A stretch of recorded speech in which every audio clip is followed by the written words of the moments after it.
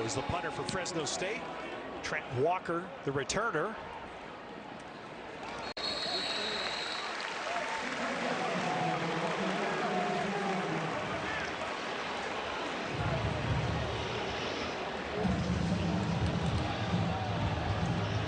So it'll be a first down here for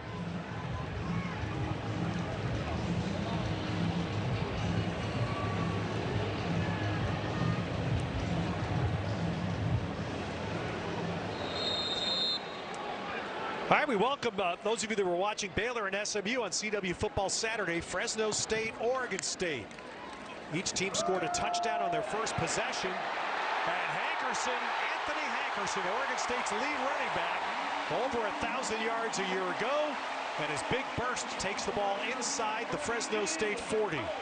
Oregon State wearing the orange tops with white helmets and white pants. Fresno State, their main color red. Now a toss to David Wells, an attempted running play, and that's snuffed out by the Fresno State's defense. Cameron Braca on the tackle.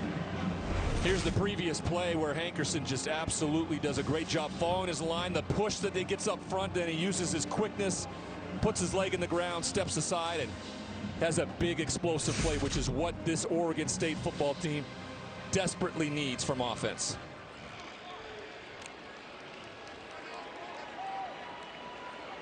Well, the Beavers lost their first game last week to Cal. They got behind early in the first half and never really recovered. Fresno State scored on the opening drive, a 30-yard run by quarterback E.J. Warner. And now the Beavers answered with a touchdown, but they've been stopped here on back-to-back run plays, and that is a familiar name for Pac-12 football fans. Corey Foreman, remember him? TFL. Yeah, that's a big TFL. He just gets unblocked and then is able to shed the stiff arm from Hankerson. Hankerson already to the point right now where he has as many yards as he had the entire game against Cal rushing, which is a good sign for Beavers fans out there. Corey Foreman, 3 years at USC, now in his second season at Fresno State. So it's a long third down now for the Beavers. Saladin Allah into the left of quarterback Malik Murphy. Allah stays in the block. Murphy trying the sideline, broken up. And he had David Wells breaking down the sideline against the coverage of Jakari Embry. Yeah, it's a double move, and he gets by him. The ball's just underthrown enough where David Wells isn't able to grab it as Jakari Embry just gets his hand and knocks it away. That looked like a touchdown. It would have been, yeah. The lead throw, yep. Just a little bit behind. All right, A.J. Windsor is the punter this year for Oregon State. Wow, well, the Beavers, this is a concern for them in the first half, as that ball will make the end zone. Oregon State's main long snapper hurt last week, and he is out. They missed the snap on an extra point attempt, and now a shaky snap on the punt. So it is 7-6 Fresno State in the first quarter.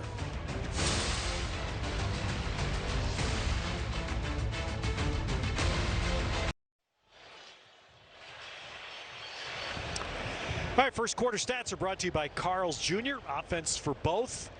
Good third down conversions for Oregon State, but Fresno State's run defense, Ryan, got strong there in their own end of the field. Yeah, they made a big play there on that first drive. All right, here's our game summary, Royal Caribbean game summary. And it was E.J. Warner ending up with this, just the second run touchdown of his career, the longest run of his career, 30 yards. Yeah, he was a story on that first drive, really managing this offense and getting them into a position to get some points. And on the handoff, watch out. Oregon State did not have the edge covered, although there is a flag down. Rayshawn Luke with a long gain, but again, that has a bad look for Fresno State, that flag. Anything out up there on the perimeter, especially when the running back goes by, usually leads you to believe that there's going to be some sort of holding penalty. Offense, number 84. John Love is our referee, and wide receiver Ezekiel Avit. There it is. Whoa!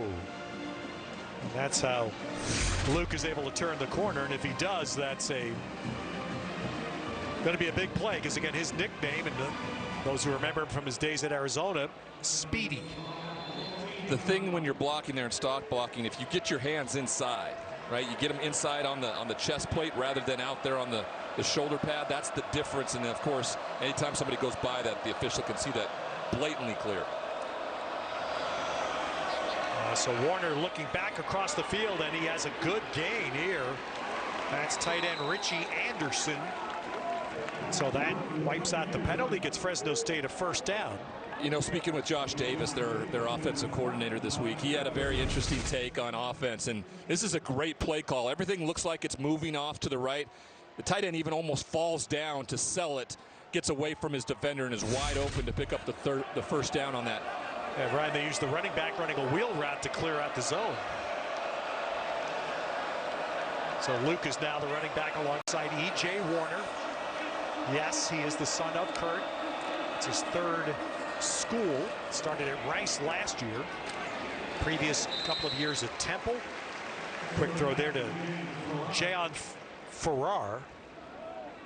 But experience, that's the point. Close to 40 starts now in college. Not only 40 starts, like I said at the beginning of the show, he's the active leader in all FBS in terms of yards passing. I mean, that's with guys like Carson Beck, Cole Klubnik, all those guys. And E.J. Warner is the one that leads them all with just over 9,000 yards passing in his illustrious career in college football. Final 2 minutes of the opening quarter. Again, one touchdown each way. Missed extra point by Oregon State right now is the difference. A little quick throw, and again a missed tackle, and a couple of missed tackles really hurt the Oregon State defense, and Josiah Freeman has taken advantage of those on 2 pass plays. So a big run after catch here. Perfect throw right in the middle of the zone, and then Freeman does it all on his own, just uses that power and that big stride to pick up more and more yards after the catch. He's been the kind of the difference maker for them on the back end offensively against this Oregon State defense that's having a trouble getting them on the ground. That ends up being a 30-yard play, and there's the answer by the Oregon State defense. Shamar Meikle. One of the new faces, one of the many new faces on this Beaver defense out of Miramar, Florida. You know, when you read your keys the right way and you use your speed and your explosiveness, that's what happens. Play fast. You're not thinking, you go get the football. Kai Wallen, who was hurt, wearing number 18 for Oregon State, is back in the game. He's playing on the right edge of the defense, and that's an important return. The running back here's Elijah Gilliam. He's bottled up, and that's going to leave Fresno with a long third down. Oregon State's defense had some defections, and they were really hurt on the edges in the portal movement, and that's why getting Kai Wallen in as a transfer and having Meikle in as a freshman, along with returner Nico Taylor, those are the guys the Beavers are really counting on. They're really counting on them to be the forces that they need, and Trent Bray's got to feel really good having Kai Wallen back in the game after that injury scared a lot of them on that first drive. And Fresno State will allow the first quarter clock to run out. And so Trent Bray and the Oregon State Beaver defense will hope they can stop Fresno State on this possession when the second quarter starts.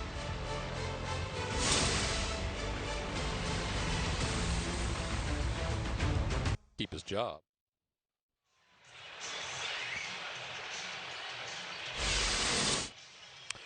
Well, this is the beginning of what will become a full adventure next year. Fresno State will be one of the teams joining the Pac-12. It's going to spread through the mountains to into the the San Joaquin Valley. Exactly. I like that. Somebody wrote a song about this. There's going to be some nice venues. To the beaches and eventually to San Marcos, Texas.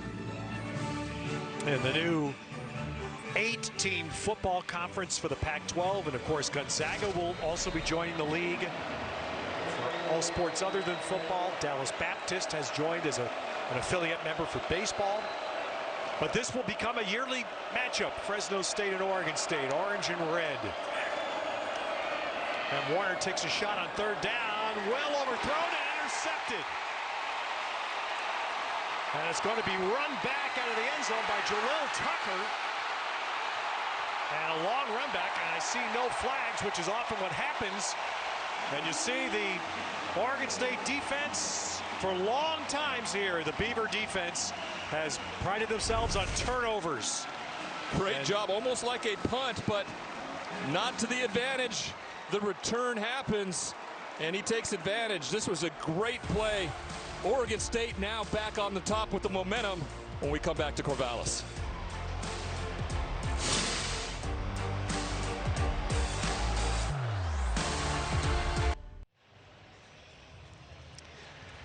Now Fresno State with a 7-6 lead, early second quarter. This Tuesday on NXT, two-time WWE Tag Team Champions DIY return to confront Trick Williams. Don't miss an all-new WWE NXT Tuesday at 8, 7 Central, right here on the CW.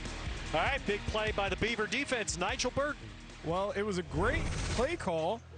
They tried to get a switch combination here for a post and an out combination, but the key to this whole play was actually the backside safety is Jalil Tucker, who's responsible for the vertical, the tight end. Tight end stays in the block. He does a great job reading the eyes of the quarterback. And now, because of that, go ahead and let it play. Now when E.J. Warner decides to take the shot on the post, he thinks he has it beat. But Jalil Tucker does a great job of providing help. So now E.J. has to throw the ball over the shoulder, which creates the pick. Big-time interception, big-time play for the Beaver defense. Big-time interception, big-time play for the Beaver defense.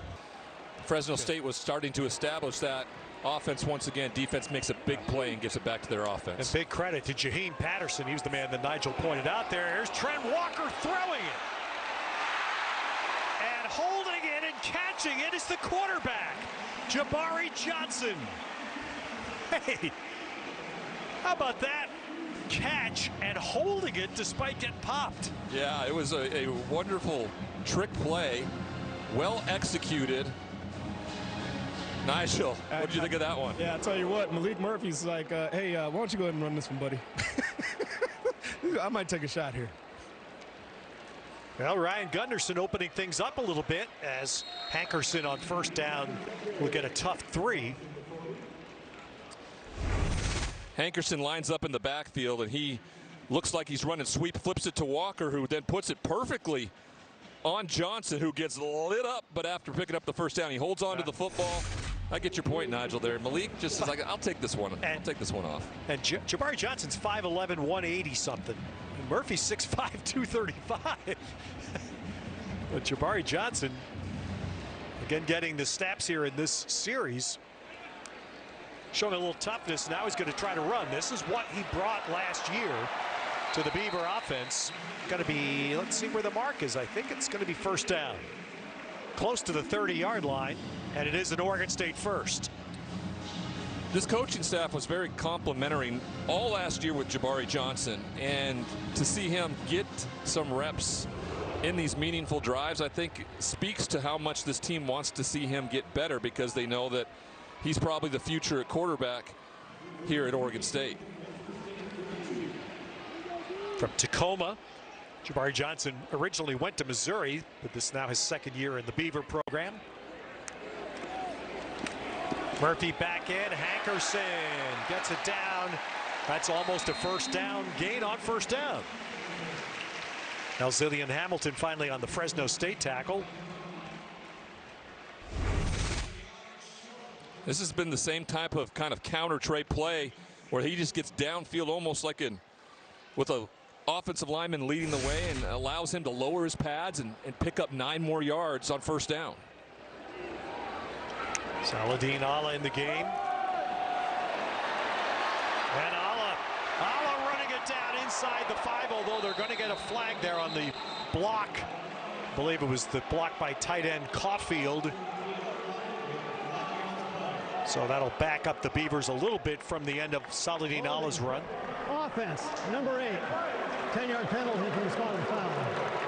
Yeah, from the spot of the foul, so it's still going to be a positive play.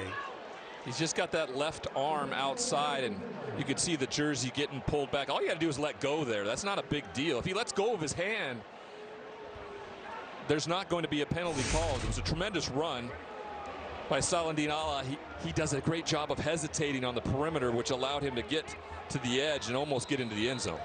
Still ends up being a positive play, a 16-yard play that puts Oregon State at the Fresno State 17.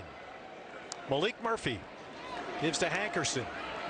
And Hankerson runs it down close to the 10. And this is the identity that Trent Bray wanted to establish. It really did the first half of last year. Offensive line, 2 good running backs. This year, 1 running back gone, Jam Griffin, and the offensive line is largely new. It's largely new, but they have kind of come together pretty quickly. Malik Murphy getting here early on, was part of this team in the summer and in the fall camp. He's really become the leader. They all feel very good about one another. Last week was, I think, a big shock to a lot of the people in this building with that loss. All right, Murphy looking to find, and does find in the back of the end zone. For now, it is a touchdown to Malachi Durant. There is also a flag down in the secondary.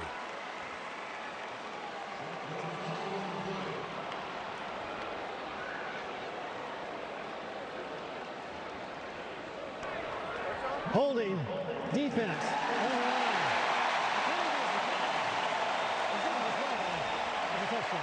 Another first, Malachi Durant from Seattle, 2nd year in the program, first catch as a Beaver. Yeah, this is a throw you weren't going to see last year either, all the way to the 3rd read in the progression on the back end of the end zone. Nigel, how difficult is that as a defender to stay on your receiver for that long? It's virtually impossible, Ryan. And here's the thing, the way that Oregon State has established the run game, which they were not able to do last week against Cal, is what's opening all this up now. Pounding the ball. We have another mistake on the special teams with the snap. It's been a big story here, and we need to stay on this. Oregon State does not have a long snap right now, and it's going to impact Trent Bray's decision-making here. And this is something that we've seen develop, and it's not pretty clear. 12-7 Oregon State.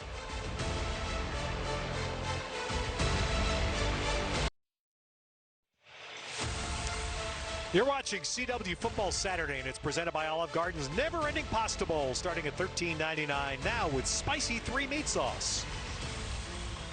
And by Pacific Life, nearly 160 years strong with financial strategies for a more confident future.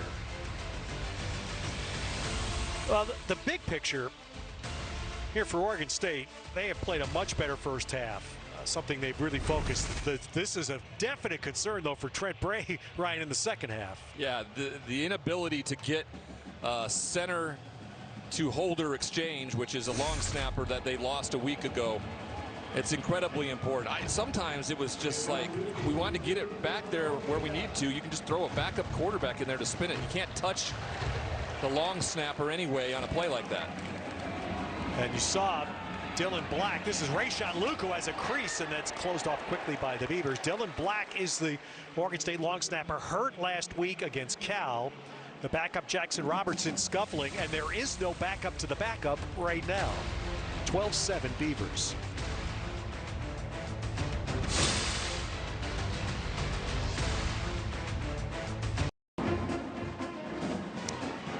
Matt Entz, first year at Fresno State. Played college football himself, small school linebacker, and man, was he a successful head coach eventually at North Dakota State. Ryan, you said, did you call one of the championship games? You know, I called the national championship last year where he was at USC. Just a year after he left, the team went back to the national championship and won that. They are a dynasty there in Fargo. He is in a long line of great coaches, but he has been very, very successful at motivating and getting young men to play at their highest potential. And when this opportunity presented itself for him to take that next step, and especially getting into the bigger and more pronounced conference such as the Pac-12, he jumped at the opportunity. There's a phrase that is the trademark of his football team, is there's a big run by Donaldson, gets it out. That's going to be a first down gain.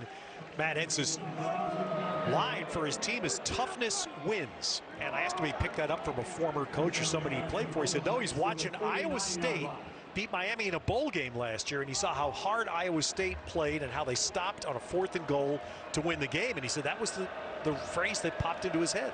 I mean, it's the toughness of playing football, period, is huge, and it's something you can control. You can only control the three things: the attitude, the behavior, and the effort. And that's exactly where the toughness wins comes into play. There's good stuff. Skylar Thomas, one of the returning defensive backs for the Beavers, voted as a captain. Yeah, he was an impact player for us at the beginning of the game here, just because he's going to be asked to do a lot, not only in the back end, but usually more around the line of scrimmage. He's a bigger safety at 212 pounds and 6'2", so he's going to start off on the back end, but as you can see here, he's going to get himself up there and stick his nose into Fresno State's business most often. Warner, quick throw caught by Freeman rather, and he's going to be near the 45 of Oregon State. The thing about his dad, Kurt Warner, is that he always threw such a catchable football. You know, it was never too hard. He needed to get it when he needed to, but look how catchable this football is. It's just a little arc to it as it covers up, and Freeman catches it perfectly in stride and picks up another first down. I've always loved talking to quarterbacks through the years about that. That's something fans don't understand, is whether you throw the ball. I remember the great Burt Jones. They used to tell me he was the hardest guy to catch because he threw the ball nose down. Yeah, that's usually what happens when you throw it too hard. Yeah. And the catchable balls, the nose of the ball, in theory, slightly up so the receiver can catch the fat part of the ball. Well, a big part of that is being able to find it, right? You can find it with, because great wide receivers use their hands. They extend them and they grab it. There's the guy we were talking about, two-time NFL MVP. Arena football product. He's the only player to be in both the Arena and Pro Football Hall of Fames. All right, second down now at the Oregon State 44. And Luke busts through. And now Luke, he is gone. Once he gets there, that's why they call him Speedy. Rayshawn Luke, 44 yards. Wow, when he gets to that second level, he makes two guys miss. Watch this jump cut as he gets in there. Right there, and then this other one right in front of, boom. Leans to the right, gets back to the left, and he is to the house. No one's going to catch that. Speedy running back. They had 3 touchdowns last week in Fresno State's home win over Georgia Southern. And so a quick strike, mostly on the ground by Fresno State. And they are able to kick the point, so now a 2-point Bulldog lead. And right now Fresno State with this over 100 yards rushing in the first half.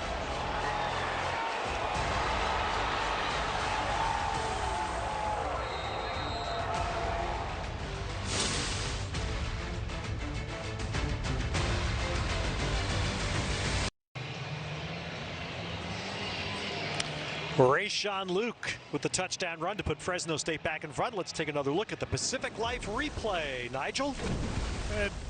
Well, Ted, I know a lot of people are going to question the linebacker here overplaying things to the right, but that really wasn't the issue. The issue was there was a line stunt, and it was the 2 defensive tackles. So as you go ahead and let the play run, and we'll freeze it.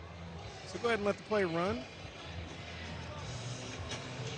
And if we freeze it, then we can see that there's a situation where the defensive tackle doesn't cross face. And again, there's been a tackling issue with the Oregon State defense. It's because it's like being in a karate movie, Ted and Ryan. We don't want to go one by one trying to fight Bruce Lee. We want to attack them, all 10 of us at once. If we go one by one, we get our butt kicked. So let's swarm to the football. Don't be a karate movie. Back to you guys. All right, David Wells on the run back here for Oregon State. And that is something, that is a good point, Nigel, because that's what Fresno State, and remember, Oregon State's best defensive lineman out today with injury, and the Bulldogs have run the ball successfully to take this first half lead.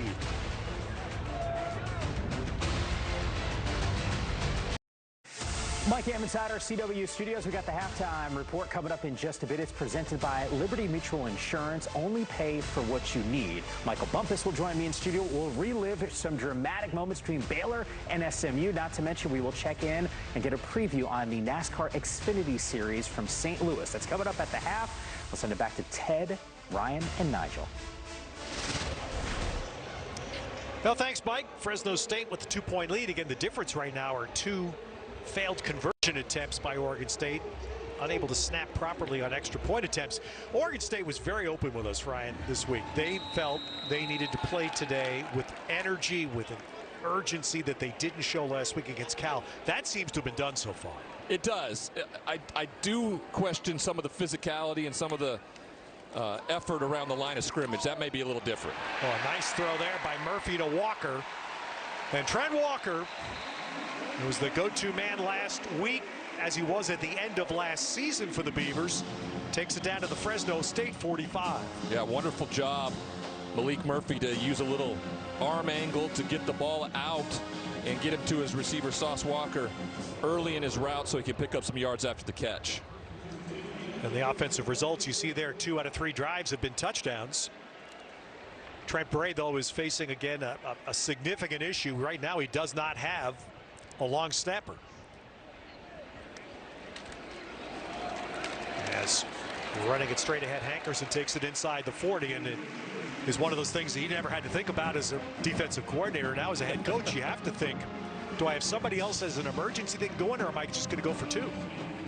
Well, right now I think the reasonable thing is, and being down 2, you probably are in a situation where you might need to go for 2 as it is anyway, but that's never the point you will. Right? Yeah, and that's the whole point in this. You never think, you take it for granted when you have a long snapper, and when one goes down, I don't know if this is something that they saw happening all week or if it's just the nerves of playing in a big game. Yeah, that we don't know. You're exactly right, because they have a second on the roster. Jackson Robertson has been the snapper today, and before the game I was told there is no one behind him, which is, they've been trying somebody, but the other point is it comes into play is potential situations when you get close to field goal range. Well, it's huge because they found a kicker, right? We saw a week ago where he booted one over 50 yards.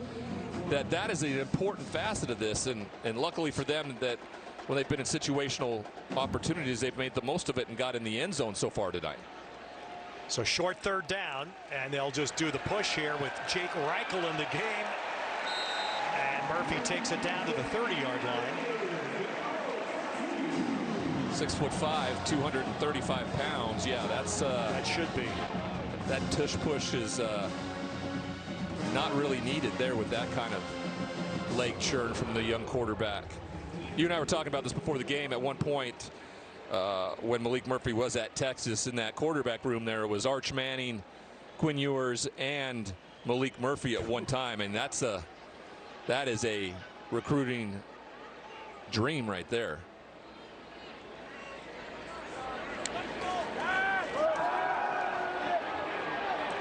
The play action throw incomplete, wasn't going to get any yardage anyway.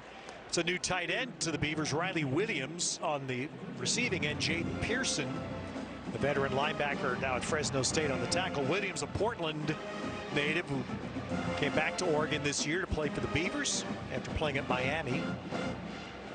And that play, of course, was more on that veteran linebacker you spoke of, Jaden Pearson. He got there as quick as anything to knock that ball away when it should have been a very easy completion on 1st down.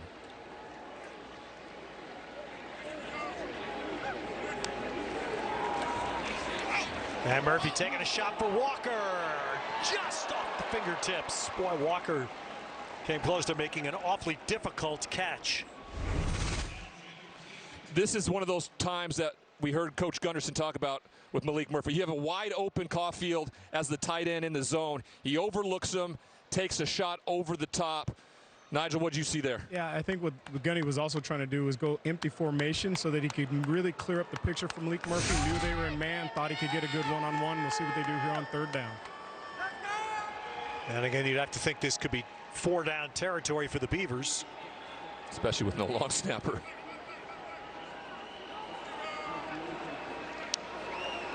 Switch the protection, gets the throw out on the flat. Nice move in the open field by Taz Reddix.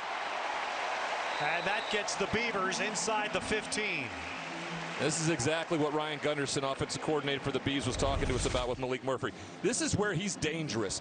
He's accurate. He can put the ball, gets it out of his hands quick. Let these talented skill position players use those skills, pick up a 1st down, and get them inside the 15. 18 yards, and a lot of that after the catch by Taz Reddix. Fort Lauderdale, returning receiver. Hankerson, they were on top of him with the Bulldog defense, led by Kavion Thunderbird. Finn Claypool there as well. I've been impressed with what Oregon State is and how they bounce back. Every other drive outside that one that got stalled, they've been very impressive up front. And Malik Murphy, though with a couple hiccups here or there, has been very accurate with the football when needed. And now they're going to go empty again with Hankerson coming all the way out to this three bunch at the bottom.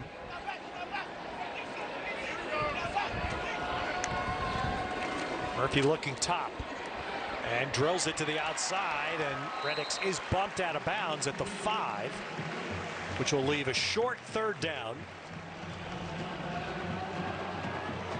You know, Nigel made a really good point, Ted, about when they go empty, you really clean up the look for a quarterback. It really makes you identify quickly whether they're going to be blitzing or you're going to get zone coverage. And that time, it cleared it up for him to go one-on-one with the two receiver set to the right, where he had two defenders.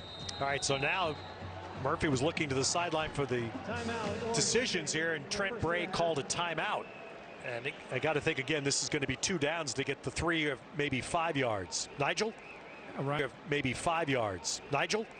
Ryan, I appreciate empty offensive play. Hey, you know, the other thing is when you look at the last time they went empty, another thing you look for as an offensive coordinator, and I guarantee you Gundy saw this, when they went empty on the last play, Fresno State really spread themselves out. There was absolutely nobody in the box other than the 4 defensive linemen. You saw Oregon State cut so that they could get a quick throw out.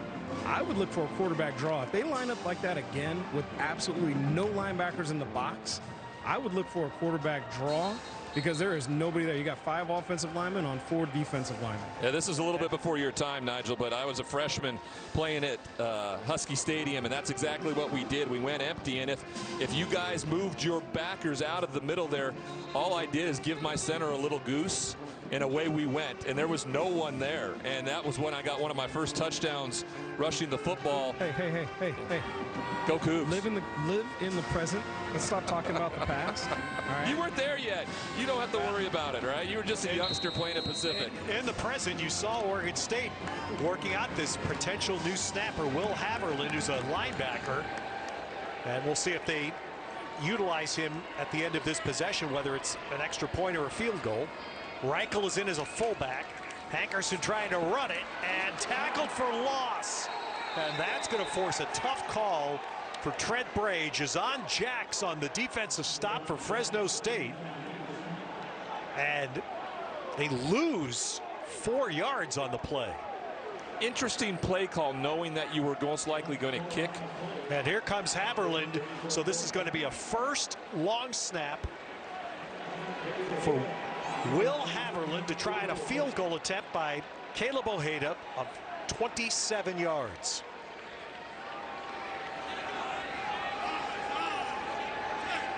Windsor, the punter, holds, and the ball down and the kick up. And that is a massive exhale for Oregon State, because it just could not repeat what we had seen 3 times previously in this first half. You know, you never thought you would think about it as an audience member here, a crowd member, to focus so much in on a long snap and get it done. But they get the field goal, they get the points, another great drive, and now they take the lead late here in the first half. Well executed. Yeah. You're right. Long snapper is the most worthless position in football, because no one ever notices it until there's a miss. And you have to be perfect. Yes. When there's a miss, everybody sees it. All right, coming up next, NASCAR Xfinity Series will be in St. Louis. Fast speeds, fierce battles, no shortage of fireworks. The NASCAR Xfinity Series from St. Louis comes up next only on the CW. It's the long snapper in football. You can play 20 years. Because you said with all the rules now at both Saturdays and Sundays to protect you from getting hurt, but you have to be perfect. Yep. And if you're not perfect, it's like a reliever and a closer in baseball. They're going to replace you. It's like the holder too. You know. Yeah, exactly. These are things that are within a battery of a kicking game. You have the long snapper, you have the holder, and you have the kicker, and they work so seamlessly together until one piece of that puzzle is off kilter in any way, and that's where the focal point or the magnifying glass goes.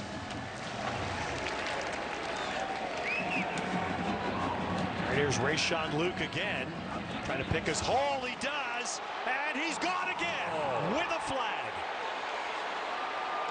You can see it coming. Now there is a flag, and again, the initial assumption is that's going to be a bad block. Man, you could see him just slowing down to pick his hole. Holding. But unfortunately for Fresno State, there was a bad block to wipe out 99 yards. Yeah, unfortunate for Oregon State, because this is a call. Watch this, right? Look at him. He just picks a spot here. There we go. And that's going to. I mean, that is ticky-tack, I tell you that much. What a tremendous job of being patient and finding the hole. I mean, Rayshawn Luke has absolutely been a beast this year and has really gotten Fresno State and the Bulldogs back on the right track last week. And he never really got a first-team run in his time at Arizona. He was behind a couple of good backs, including Jonah Coleman, who went with Jed Fish up to Washington. But that's, as we all say, you can't coach it, you can't teach speed. The screen pass out here to tight end Anderson. And Richie Anderson makes it a short gain. Well, on the Oregon State side, the special teams department and Coach Jamie Christian, what a first half. First, you've had to worry about the long snapper dilemma, and now you have to figure out, what am I going to do on kickoffs? And do I have somebody that can just blast it in the end zone? Yeah, that's a bigger question, you know. Just take the return out. All three phases, and every coach is looking for that mountaintop of all three phases being great. Swing throw out here, Donaldson, and that's covered nicely by the Oregon State defense. Meikle. And help from Salisa Vindrawala. Out of the secondary, going to leave 3rd down and 4. Fresno State has run it well. Fresno State's run it well. They've had 4 runs of 10 or more yards already. Yeah, they've been explosive, I think is the best way to put it. They've been very explosive in the run game over the last 2 weeks. And interesting here, I don't know if they'll actually take a snap here, let it go down to the 2-minute timeout before they decide to run a play. Yeah, that's what happens. So, 2-minute timeout. And stay tuned for the final 2 minutes of the half, and it's presented by the Wells Fargo Active Cash Credit Card.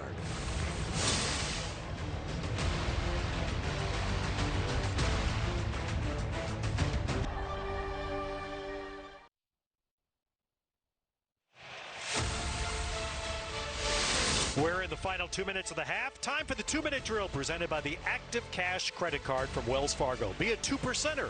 Earn unlimited 2% cash rewards on purchases. Terms apply. All right, in Corvallis, we've seen Fresno State, you said it, Ryan, explosive. Explosive, and what Oregon State needed to do is to stop the run, and they just haven't done it. Even E.J. Warner has gotten into the mix with his 2nd rushing touchdown of his career. And then both Donaldson as well as the big play by Luke here that absolutely put Oregon State on notice on what they're trying to do. So a big 3rd down, incomplete pass, and that will get or should get Oregon State back the ball. And a nice story there at the cover by Trey Glasper, who has stepped in and had to start last week, kind of in a last-minute decision as a cornerback for Oregon State. He got picked on early. He responded well. And Trey Glasper on that defensive play. How about that? He turned 18 yesterday. 18. Yeah, playing college football when you're 17 years old. And in this day and age, playing against 25-year-olds. Yep. Great stop by the defense. I can't speak to that more for them to give them the ball back here.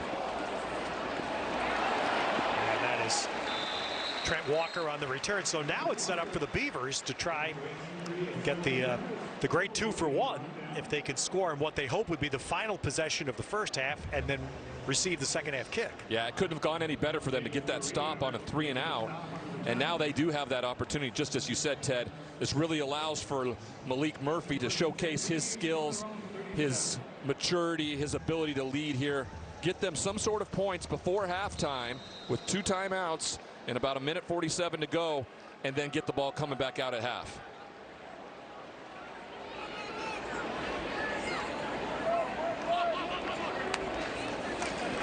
Walker motions, run to Hankerson, and Fresno State bottles him up.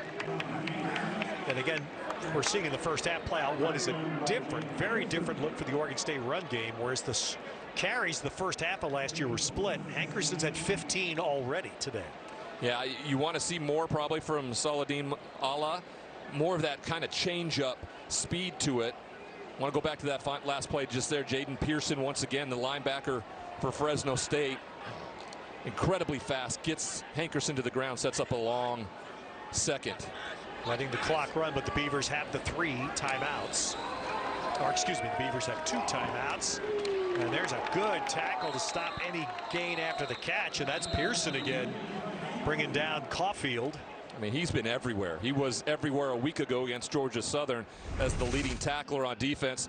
Just absolute job, great job dropping into his zone and then perfectly situated to make a great tackle. Low pad wins, gets Caulfield to the ground, and after a timeout, yeah, we're going to have a very important 3rd down. Well, how about that? So now Pearson's defensive play and puts Matt Entz in the spot. He called a timeout, thinking they've got a shot to get the ball back. Well, he probably just, remembered exactly what you told our entire audience, is that the Bees get the ball coming out in the second half. And so it's important if they are able to get the ball back here in some field position, because they're incredibly good at special teams. Nigel, what are your thoughts? I'll be honest with you. The reason for the timeout, if they can get the Beavs to 4th down, the snapper. That's going to be the biggest issue, is can they get a snap off? So great move by Matt Entz if the Beavs don't convert this 3rd down. All right, so Oregon State needs 7. And Fresno State still has 2 timeouts, so if they do get the ball, and you're 100% right, we have not yet seen a deep snap for a punt from the new snapper. We had 1 errant snap in the first quarter. And let's see. All right, we have an Oregon State timeout. 30 seconds away. All right, so the Beavers take their 2nd, which is unfortunate for them if they can convert, because that's kind of a lost timeout. Timeout coming out of a timeout. But there it is, Will Haverland. And again, just to set the stage, if you're joining us in progress, Oregon State's veteran long snapper Dylan Black missed all of last year undergoing chemotherapy and treatment for testicular cancer, completely recovered. A fabulous story. He is cancer-free, but that injury happened last week in week 1 against Cal to the right hand. Can't snap today. The backup, Jackson Robertson, had 2 wild snaps on extra points and an errant snap on a punt. That's Black. The emotional moment that any patient who's been through that understands, when you're told you are cancer-free. Incredible. So now the 3rd down throw, and it's Walker, but wrapped up, and he's short. And now what does Trent Bray do? Because Fresno State is going to call the timeout. And a good tackle on Walker right at the spot of the catch. He is about 1.5 yards, if I see the mark properly, about 1.5 yards short. It's a good decision. He throws the ball perfectly on the outside shoulder. He spins, but Azilian Hamilton is just right there on the spot and makes a great tackle. Great job by a corner. That's what you do when you get it empty and you have a lot of one-on-ones. You have your guy go make a play, and that's exactly what Hamilton did, the senior out of Castro Valley. Will Haverland from Eugene, Oregon, linebacker, and has snapped once on a PAT. Now remember, Trent Bray last year in FBS football, only 1 team went for more 4th downs than Oregon State. They only need 1 yard here. The mark of the ball, it's 1 full yard. If they don't get this is a big deal right here. I mean, the idea around the punting aspect of things and the long snapping, just like Nigel told us. Absolutely. That's a huge facet in his decision here on 4th down. 1 tight end. Now they shift in Caulfield, 2 tight ends. Murphy gets up under center. Tush push coming. And no. What happens? False start. Oh. Prior to the snap, false start, offense, number 88, 5-yard penalty, 4th down. Ooh, false start on tight end Riley Williams, and now immediately Trent Bray sends out the punt unit.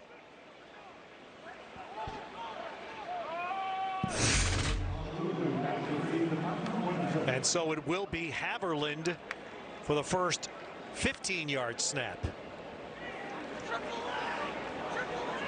Punter's A.J. Windsor, the other punt in this half, was a ground ball on the snap, which he cleanly fielded and got the punt away. They're just going backwards, Ted. These are the things that Trent Bray was talking to us about. Penalties before and after the snap that you can control. Offense, number 34, 5-yard penalty, 4th down. You know, this is, I know this is hard for any fan of a team. It's just difficult to take. You've just gifted 10 yards in what's already a dicey situation. And that's kicked. But going to be fielded on the run by Fresno State. There is a flag down for the kicking of the football, but it's run back into the end zone.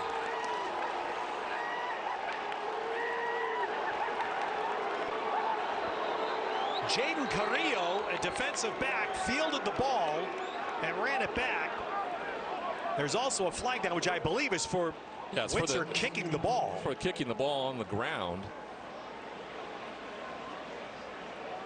That wasn't the snapper's fault. That was a relatively good snap to the punter's hands. He just dropped it. It's a special teams disaster is what that sequence was, and there's just no other way to say it. No, this Two entirety. penalties plus this? This entirety part has been a disaster. Kicking team number 38. That penalty is declined. Yeah. The result of the play is a touchdown. That is, well, watched a lot of football. You guys have played a lot of football. I've never seen this. I mean, the ball is spinning incredibly hard to the right side of him. Still, it's right at his hip. Tremendous job by Fresno picking the football up and staying within the play and getting a touchdown on the return. Wow.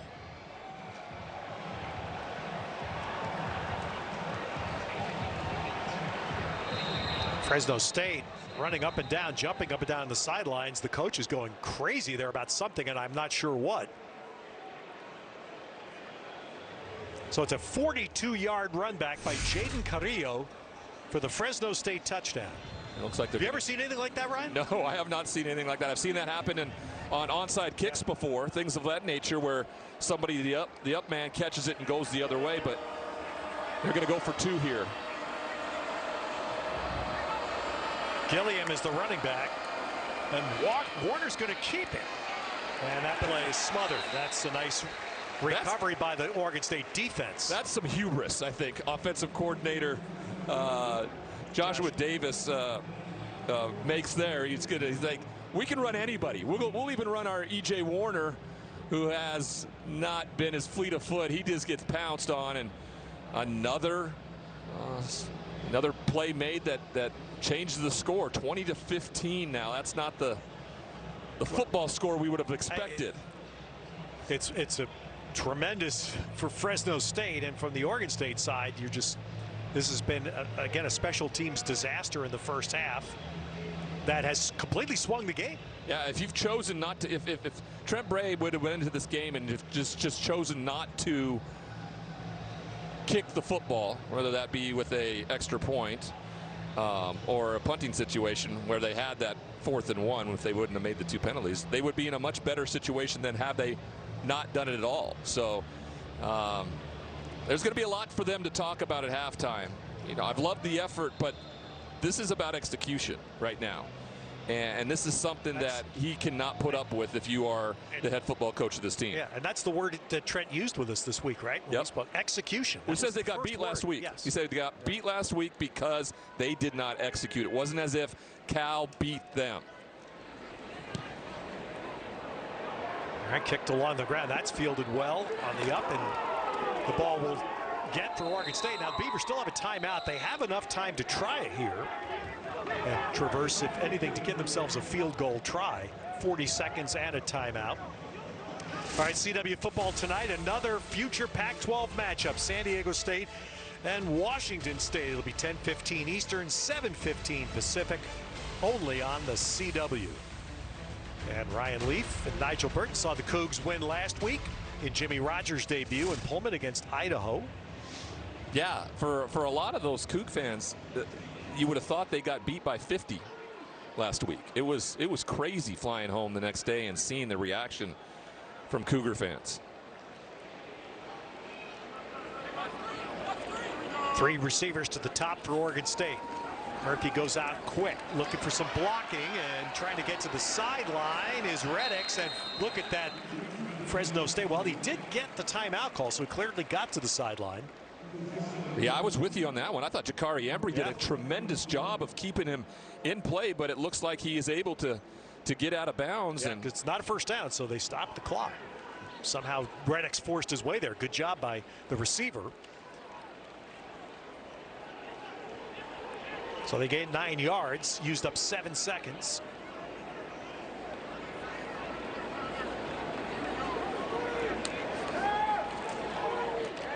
Another quick underneath throw, and that will get to the sideline.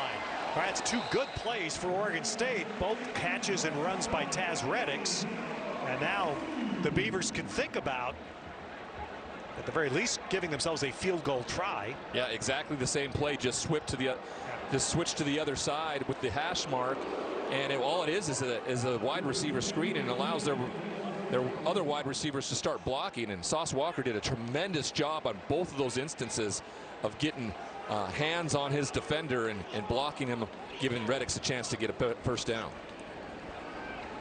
Caleb Ojeda hit 53 last week. Trent Bray told us 55 would be the comfort limit that they would have. We have a stoppage Fresno State timeout. They were going to run exactly the same play again to the open side of the field. And Matt Entz was not going to have it happen a third time as he called the timeout. Well, you see Trent Bray again wearing a wristband as the defensive play caller this year. Ryan Gunderson calls the offensive plays up top for Oregon State. Malik Murphy, and this is something as a quarterback, Ryan, we should have you talk about. Malik Murphy's in a new system this year. Air raid at Duke, pro style, and Oregon State very open with us saying that's the reason we're running this. We want him to have a chance to play on Sundays. Yeah, it's important for him to get that, kind of get that tutoring to get ready. And that's exactly what Ryan Gunderson said. He said if he plans on playing on Sundays, this is the type of offense he's going to be playing in. And he has to understand that you can't just go off and do your own thing. Like this is a offensive system that's based around him and him making the right choices. I asked Ryan Gunderson how he received the tough coaching this week, because that's a big deal. Somebody who was brought in, he's a captain of the team. He made some mistakes that they showed him this week, and he said his response was amazing. He was right in there, willing to work. Guys responded around him, and I think you've seen that in the performance here in the first half. So 1 timeout remaining for the Beavers. And Murphy comes back with a screen set up, but Hankerson, classic case of running before securing. Great play call. Ryan Gunderson puts exactly the same thing to the right of the field. They look like they're going to throw it and then go back with the screen, and he's got something set up here. He's got some of the big uglies up front there getting ready to push him out of the way, and Hankerson just can't handle it. So we hear him fluttering in the audience. Do you eat with those hands? Well, you could see his face, frustration. Yeah. He realizes second down. 25 seconds. Murphy stands in, has a man sideline, and that is going to be a catch. Well done by Eddie Freoff, who had his first catch for a touchdown earlier, and now does a terrific job of holding it, getting the sideline. And Oregon State at the very worst now is in field goal position. That's the difference between Malik Murphy and any of the other quarterbacks in college football, really. His ability, that's a cover 2 look. So there's a little vacuum, just a little hole shot there, corner underneath, safety over the top, and it's very rare that you're able to have a quarterback with the arm strength that can put it where he needed to. On his back shoulder, Freoff goes up and uses his hands to make the catch. 6'3", 214, big-bodied receiver. Murphy into the move. If you're on the Oregon State side, you go, phew, wow. Yeah, Ethan Tierney there on the back end, transfer from Northern Illinois. He just absolutely reads it immediately, sees the guy crossing the field, and he jumps right into that route and almost picks it off. Watch him on the back end. He knows it immediately as he starts taking off for the underneath receiver. Great job on his part to break it up and set up second down. So again, 16 seconds, and the Beavers can use the field with 1 timeout. They'd love to find the explosive play here and find the end zone. Now we had pointing on the offensive line, and they're calling that against Oregon State. Again, the Beavers have new left offense, number 74. Yeah, they called penalty. the Beavers have new starters. Their left guard, or excuse me, their left tackle Strand is out today with an injury, and they're starting Jacob Anderson as the left tackle and Dylan Sikorsky is the left guard. Those guys are not even on the depth chart.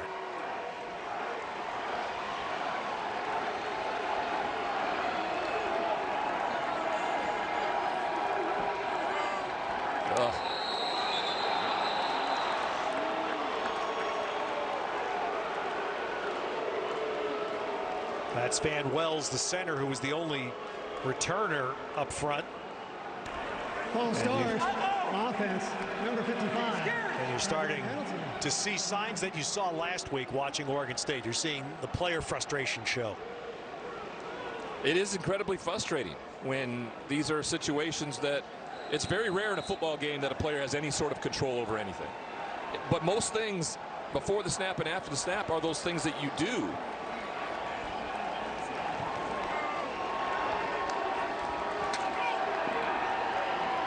And Murphy drills one, almost caught by Reddix. That would have been another big-time completion. This is an accurate football, but it's just as accurate as the throw was here. Simeon Harris was perfect in his coverage just to come underneath it enough to make it more difficult for Taz Reddix to grab that ball. That's just great football all around by the quarterback, receiver, as well as defender to break it up. So 11 seconds, third down.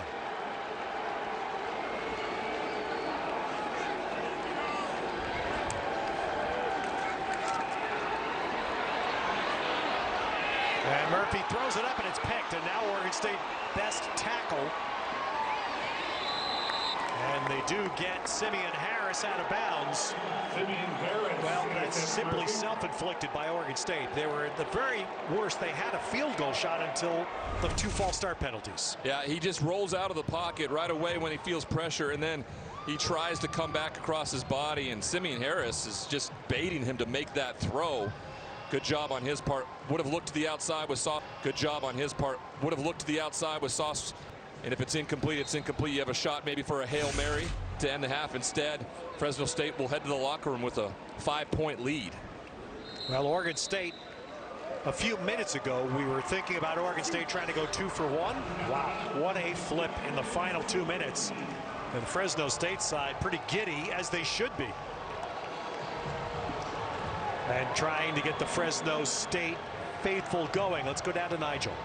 Coach, I know the first half didn't end the way you wanted, but what do you tell your team in the locker room to settle everybody down and finish this thing off?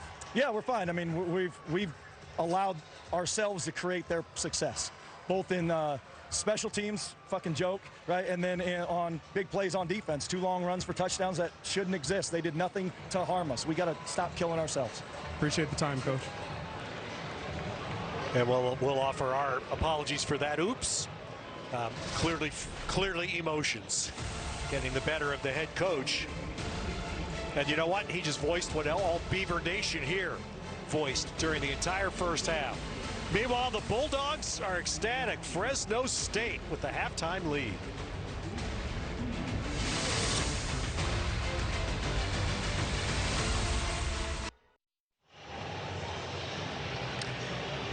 Well, leading the way, those individual numbers are intriguing, although give E.J. Warner credit.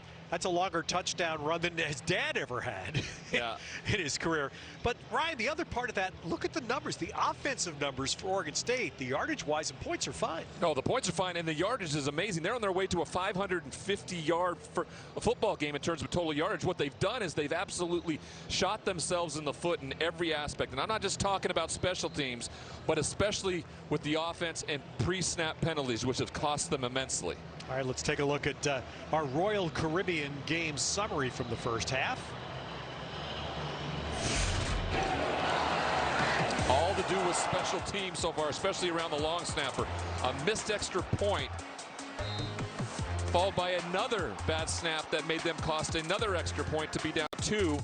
and then the bad snap on a punt that he couldn't grab. Not only does he kick it here, he kicks it to the team, and then he gets to the sideline, and he just absolutely makes a business decision and does nothing to try to get the guy down. And that's how Fresno State has the lead at halftime, 20-15. Well, we're not allowed in, obviously, at halftime in the locker room. I don't think there's a whole lot of suspicion about what Trent Bray's halftime talk was like. Nigel? Well, I think one of the things, Ted, is like he told us coming off, is that we're just getting in our own way. And if you look at the touchdown pass that Malik Murphy had, it was fantastic. If we eliminate all the guys who are most important, you know, the offensive and defensive lines, and just look at this play, great job going through his progression, high to low, corner route, flat route, goes back to his actual fourth receiver in the progression, hits the backside for the touchdown. This kid's got a ton of ability and football IQ. Look forward to seeing it shine in the second half. He also has a lot of hair. Well, the Beavers have a chance right here to try to erase the memory of the last 2 minutes of the first half. Can they make this drive matter? And they throw over the middle, caught by Walker, and that's a first down to start. Noticing right away that on the first snap of the second half, Oregon State has a receiver in the game, Zach Card, who we seen just a little while. Actually, looks like he's going to leave here. But we haven't seen the vertical threats as much yet from the Oregon State pass game. And it's not necessarily needed with how they're running the offense right now. They've been very efficient in the passing game. There was an RPO right there where he pulls it from Hankerson after the linebacker dives and he hits a wide open Walker over the middle. So they've been efficient offensively. It's just been the pre-snap stuff that's cost them drives.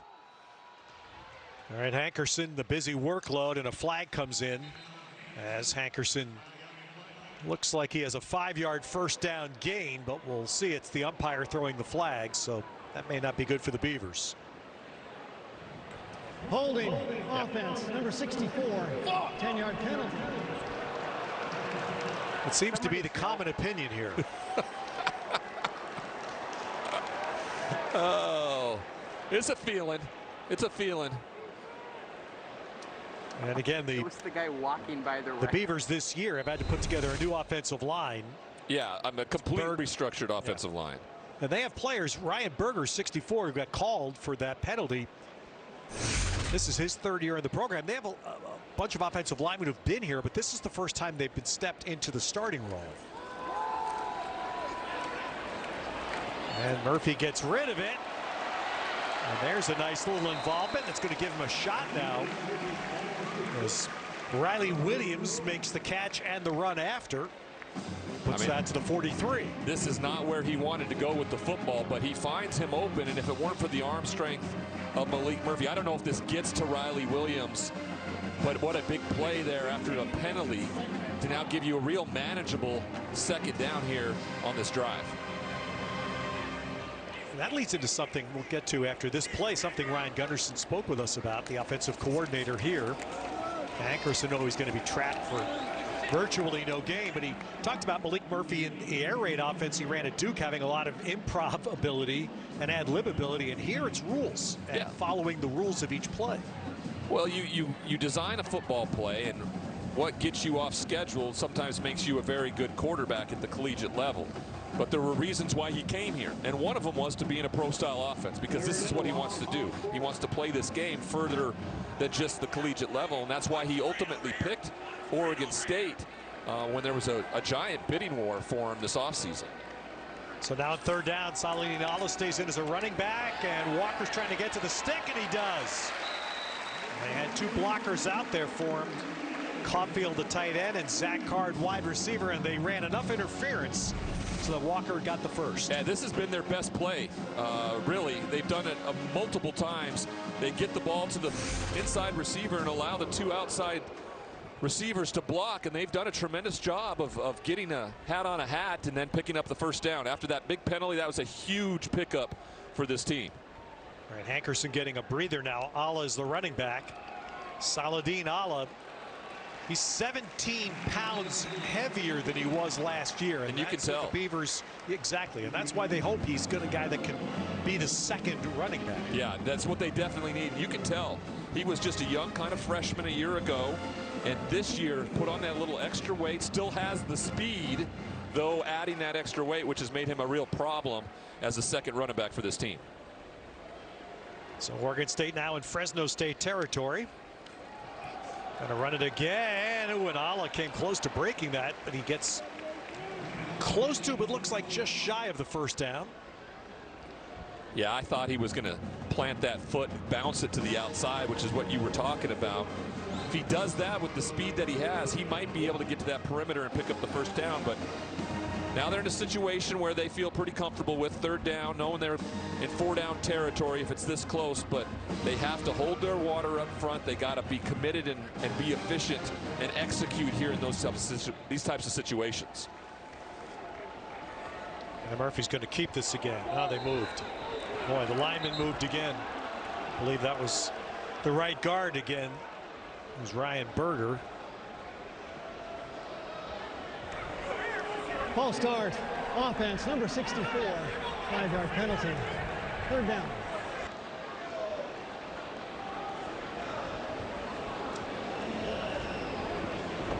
Wow. They were so good a year ago when it came to penalties. They were incredibly good.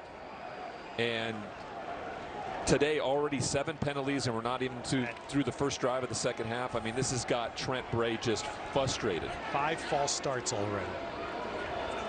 So now it's a longer third. Empty backfield. And Murphy hits, and that's a first down catch. Caulfield, tight end. Oregon State football, really for the pretty good run of the last decade or so, has had good tight end play, and that's something they want to get more back to this year. Yeah, and I think they will with what Ryan Gunderson likes to do and his philosophy about offense. Run the football using that same type of personnel where you got, where you have 11 personnel, 12 personnel even, and his ability to get to the tight end. There was an example of what they've been doing on both sides of the football. They just were able to get it to the tight end on a quick out who picked up the first down. A good drive by Oregon State to start the second half. Can they finish this drive?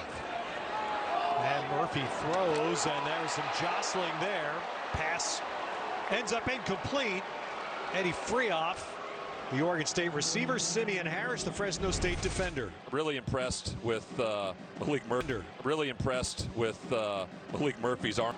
And this is very catchable. The two were kind of fighting with their hands a little bit. He got away from him, and it exploded as he leapt towards the sideline, and the ball hits both of his hands. Probably should have been reeled in and wasn't.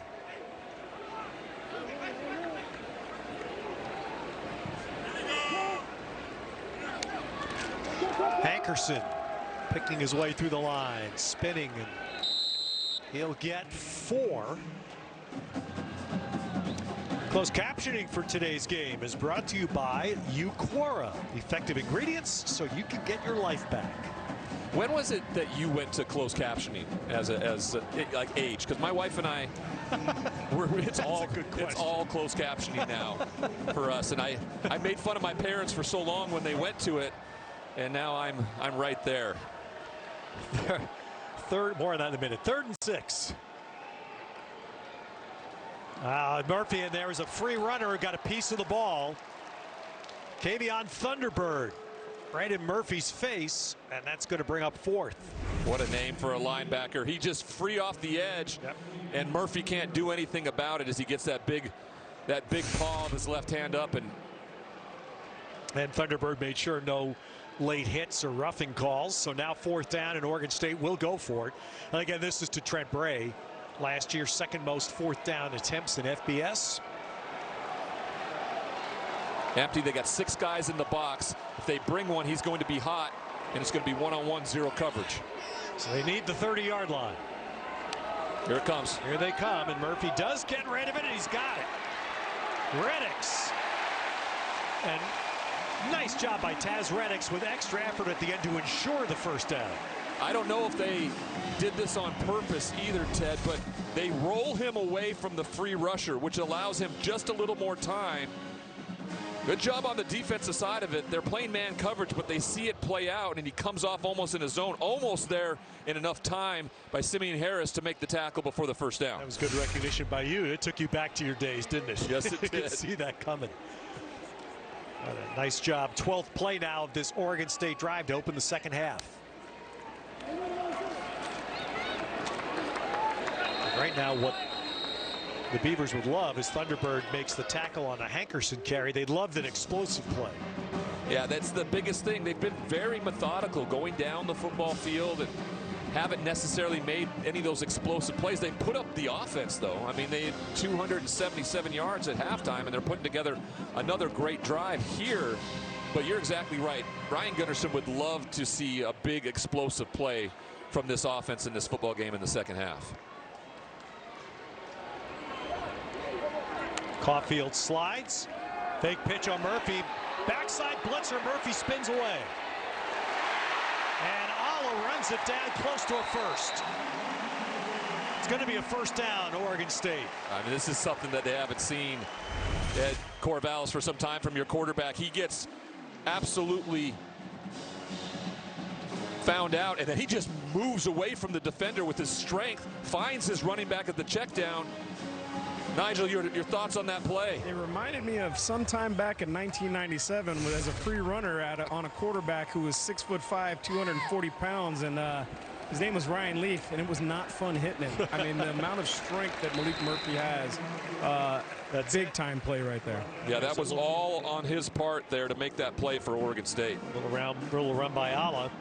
But that's become a big part of today's football, isn't it? As quarterbacks, I mean, they think of Ben, more recently, Ben Roethlisberger's, Cam Newton's, those size quarterbacks. You can get there, but when you get there, can you bring them down? Yeah, that's a different story, and it was a big reason why he was highly sought after this year. He's not necessarily what you would call a dual threat. He doesn't use his legs that much. He's a pocket passer, but he's a very sizable one. A guy back there in that pocket that makes things very difficult for opposing rushers to get him to the ground. Quick to the outside. Ooh, and Alla, that was a nice job on the Fresno State defense. Racing through. That was Logan Stute, Will linebacker, that got through there, read that play, and snuffs it for a loss, and now it's 3rd and 10. Yeah, redshirt freshman just absolutely is tired of seeing that play out so far in the first half, and he was cheating a little bit to that side and just explodes. Great job on his part, not only to get there, but get the guy on the ground in open space. Here's a significant 3rd down play. Alla's in the game to block. Pass comes out. Caught. And Reddix is going to get a first down. It'll be 1st and goal. Nigel, how are they continuously running the same play and Fresno just doesn't seemingly have an answer for it on the perimeter? Well, one thing is, again, guys are doing a great job breaking tackles. Taj Reddix has just done a great job. And they're using empty and kind of forcing Fresno State's defense to pick a poison. You want to empty the box? Watch for that quarterback draw to happen. They're trying to keep a guy in the box now, which is creating one-on-ones on the outside. Reddix a little banged up after that last catch and run has come out on 1st and goal. Hankerson bouncing, cutting, driving, and then the flag comes in. Helmet knocked off of Logan Timoteo, and let's see if that's going to be a foul against the defense. Timoteo's helmet came off, and the referee threw the flag. Holding. Here. No. Offense 55. 10-yard penalty. First down. So Timoteo has to leave the game for a play, and a holding penalty is going to back up Oregon State. And this penalty's thrown way on the backside, away from Hankerson. So you're almost asking yourself, what is it even about? 74 is the penalties called. I mean, there is really no reason for that flag to be thrown, in my opinion. But another mistake on their part that backs them up and now sets them up in a very difficult goal-to-goal situation. Look, this is obvious now in football. This is significant. This is a 10-minute plus drive. It's going to wind up being about 20 plays. If this ends in a field goal, Fresno State feels like they won. This is the bend but don't break mentality that people talk about on defense. And Hankerson Gets a few yards.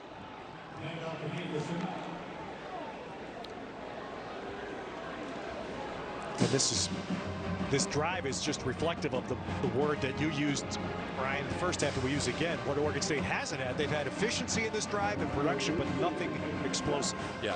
And it's hard to do this a lot in football. It is. And they've kind of struggled with that under the tenure of Ryan Gunderson, for whatever reason.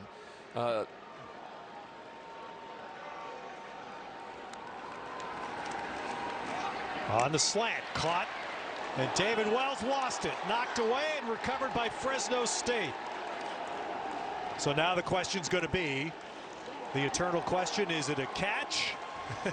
I mean, and run and fumble. If so, it is Fresno State's ball. Recovered by the defense. First down, Fresno State. You want to look for disaster. You look no further than what Oregon State has done at the beginning of this first drive in the second half. I don't think he actually has control, but we'll wait and see.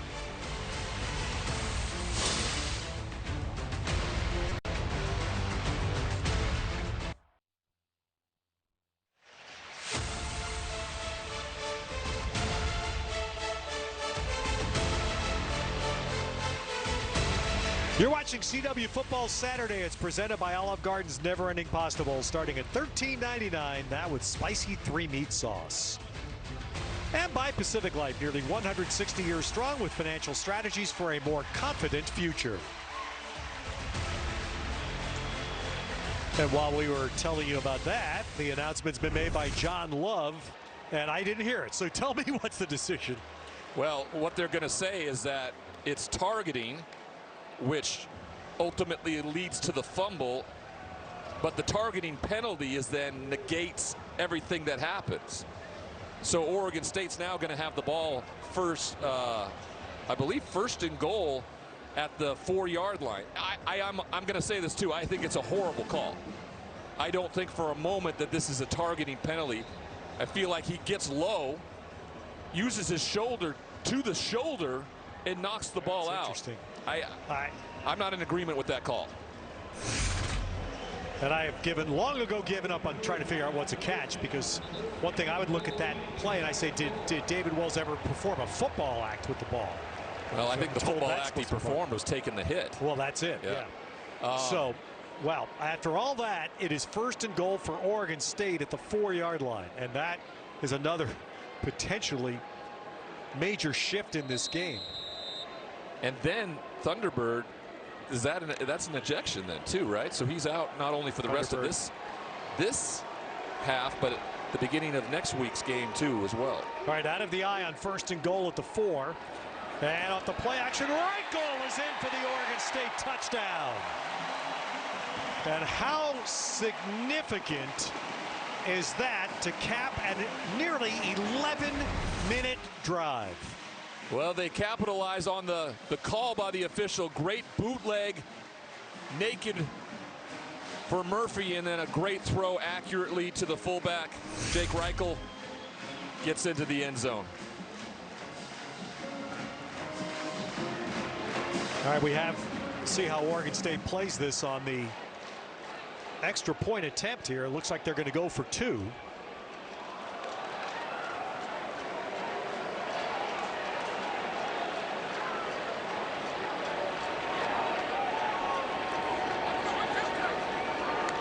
All right, Murphy. Oh, man, what a miss. Wide open, man. And the airmail throw, Murphy knows it, negates the 2-point try. And so, Zach Reichel. Well, that's a familiar name, the Reichel name in Oregon State athletics. And it caps a wonderful second half opening drive for the Beavers.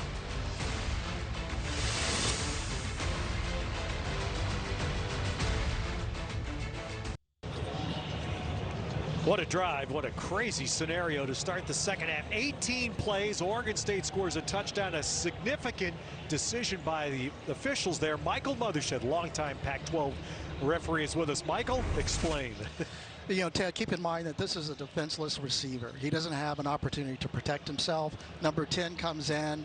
There's an indicator of force with that shoulder, and that's exactly what they look at. That's targeting. That's a great explanation. The defenseless nature of the receiver. It is the defenseless nature of the receiver. It makes sense. Yeah. You watch as it will teach you players defensively, hit what you see. If his head was up, he would have known where his head was at. And may have been able to evade the helmet with the shoulder pad and maybe hit him more in the shoulder, more in the chest. But once he put his head down, he was committed to where he was going, and wherever that receiver ended up is where you're going to hit him. All right, so look at this. This is the Rayshawn Luke effect. Oregon State obviously not feeling they can get it to the end zone. Pooch kicks short to give Fresno State the ball when we come back.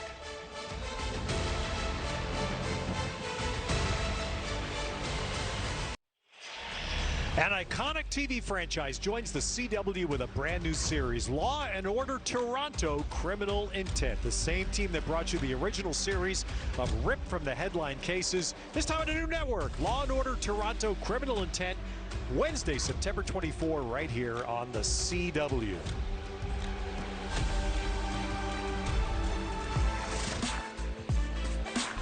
Well, they call this one of the most important games in Fresno State football history. Oregon State visiting 24 years ago as a top 10 team. Fresno State brought in portable stands, a brand new scoreboard, and with David Carr as the quarterback, they won the game, beating Oregon State, who was then quarterbacked by Jonathan Smith. That's right. As Luke runs up the middle on first down and gets a good first down gain. It was called, again, the most significant win in Fresno State history, and to this day, their only win versus a top 10 team. Yeah, impressive. Catapulted David Carr, of course, to the #1 overall pick in the NFL draft, and ever since then, right, the Valley's been something else when it comes to football and what players want to go there and what they have achieved in that time frame over the last 23, 24 years. On second down, E.J. Warner gives it off to Donaldson, the running back, who's going to get a first down. The following year, by the way, Fresno State came here. Derek Anderson was by then the Oregon State quarterback. Steven Jackson, who's here today, is the running back, and Oregon State won. And on that team, his first year playing as a linebacker was Trent Bray. It's the last time they've met, too, until this season. And it's going to become a rivalry every single year in this new Pac-12.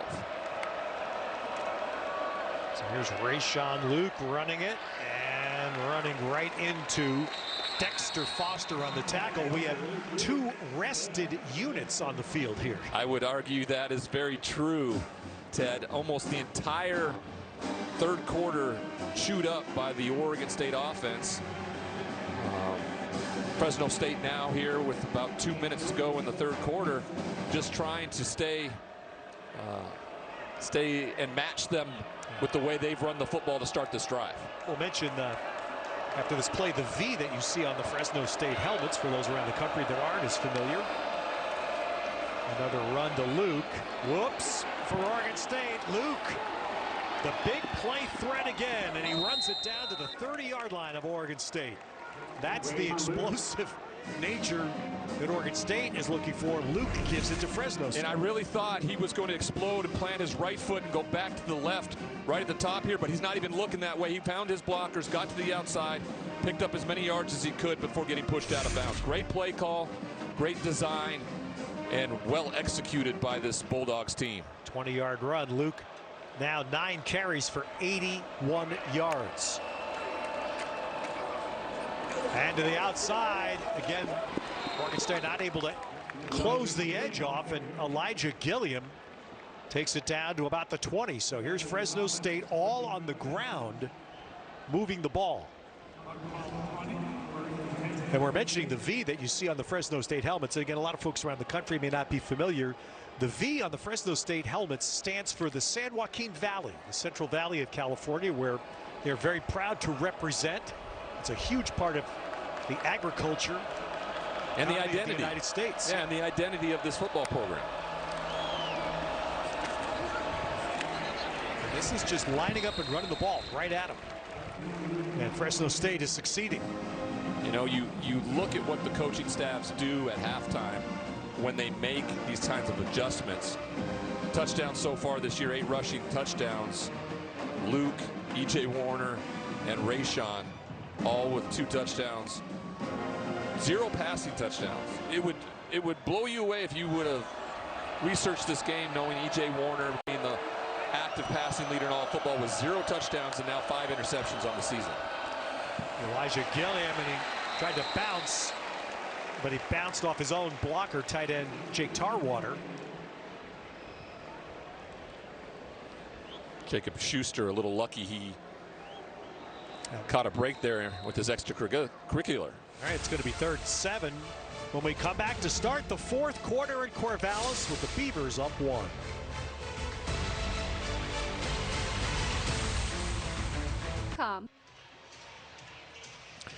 You're watching CW Football Saturday, and it's presented by Olive Garden's never-ending pasta bowl, starting at $13.99, now with spicy 3-meat sauce.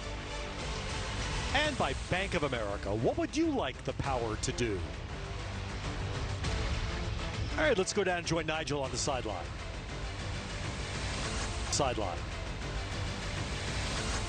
Again, after that first drive by Oregon State. Didn't do a very good job on 3rd and 4th down. Gave them too many opportunities. Continued to, move the ball.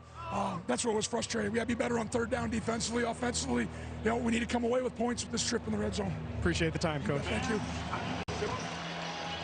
All right, that was just moments ago with Nigel and Matt Entz, the Fresno State coach, and here the Bulldogs on a drive that has been all on the ground. Their first time in the red zone today. First time, and they have a 3rd and 7 at the Oregon State 17. And Warner, first pass of the drive, and it is caught, although it's going to be short of the first down. This will be the decision now for Matt Entz. As Josiah Freeman made the catch, Trey Glasper, freshman corner, stopped anything after the catch. And Fresno State's going to go for it here. Yeah, it's going to be a 4th and 1. Forward progress stopped on that throw, and now they're going to put it in the hands of the senior E.J. Warner. All right, Fresno State making late substitutions, so Oregon State can do the same, and that's going to push the play clock down here. Fresno State very late on their subs. 4th down and 1. No chance for the tush push from this. And they don't get the playoff. Did they take a timeout? No, they didn't. And that's on the substitutions of Fresno State. Snap, delay of game, offense, 5-yard penalty. And that's one of the things that puzzles me in college football is the coaching making all these late substitutions because you open the door for the defense to sub as late as they want. More leisurely pace. Right, as late as they want. They were supposed to be a standard, but you're right. It's more leisurely. Nigel? Yeah, sometimes it just comes down to the fact that maybe it wasn't communicated to the offensive coordinator, Coach Davis, we're going to go for this. So now he's got to try to think through it quickly. Dylan Lynch now from 34 yards. And that puts Fresno State back in front. But will that make a difference? Oregon State ended a long drive with 6 actually. Fresno State's drive ends with a field goal.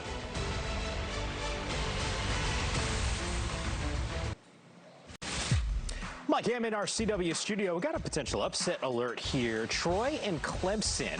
Tigers are already down 10-0. This is not going to help. Kid Klubnik gets picked off. TJ Thompson into the end zone. That made it 16-0, the ensuing possession. Clemson gets a field goal, but Ted, right now it's a 16-3 count. We're watching this one. All right, Mike, here in Corvallis, there's been some bizarreness in this game, including this.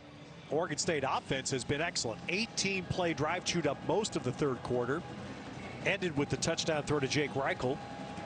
The difference in the game continues to be special teams. Oregon State has scored 3 touchdowns and converted after none of them. And that's the difference.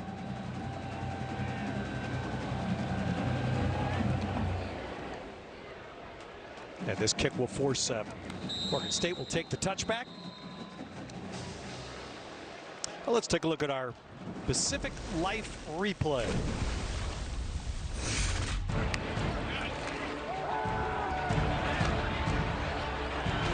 Great job of showcasing when you run the football, you get chances in the play action game, and one touchdown there, a big throw down to Walker on the other side of things, and then this was a big pickup on third down with a play action pass. Once again, goes through all 4 of his reads to his 4th choice in the play action game for another touchdown by Malik Murphy. Hankerson, there's one of the better offensive plays for Oregon State. As we remind you, the Pacific Life nearly 160 years strong with financial strategies for a more confident future. I would consider that an explosive play. That was good to see in the running game. A lot of times you don't necessarily see that. Running the football, you would want to get anywhere from 3, 4, 5 yards. When you can get an explosive play that picks you up a first down on one carry, that is that, and that's what Oregon State needs to see and continue. Yeah, it's been a heavy workload for Anthony Hankerson. Came to Oregon State last year after an experience, you would say, at Colorado. And has he been a valuable add? And Murphy, can he get away? No. From the backfield came Jaden Davis. That's impressive by Jaden Davis to get up near the line of scrimmage. He's usually on the back end as a safety, and then to grab the 6'5", 240-pound quarterback and not only get him to the ground in space. Wow, what a tackle for loss after that explosive play. That's exactly what Fresno State needed from their defense here, and what Oregon State definitely didn't need to see happen. Yep. Big play, -11. We mentioned Murphy's a big, strong guy, tough, not the most mobile guy in today's football game. So that's an 11-yard loss. And bad motion. Hankerson winds up going forward. And that's going to be 6 pre-snap penalties on offense. False start, offense, number 74, 5-yard penalty. It wasn't Hankerson, it was on the offensive line. And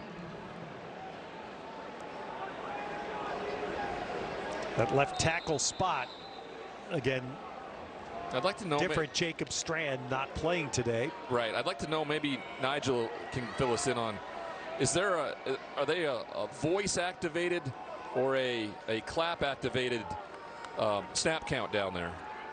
Well, that was clap. You could see that with Murphy, and there's an incompletion. Screen wasn't going to succeed anyway to Hankerson. Yeah, you know what, Ryan?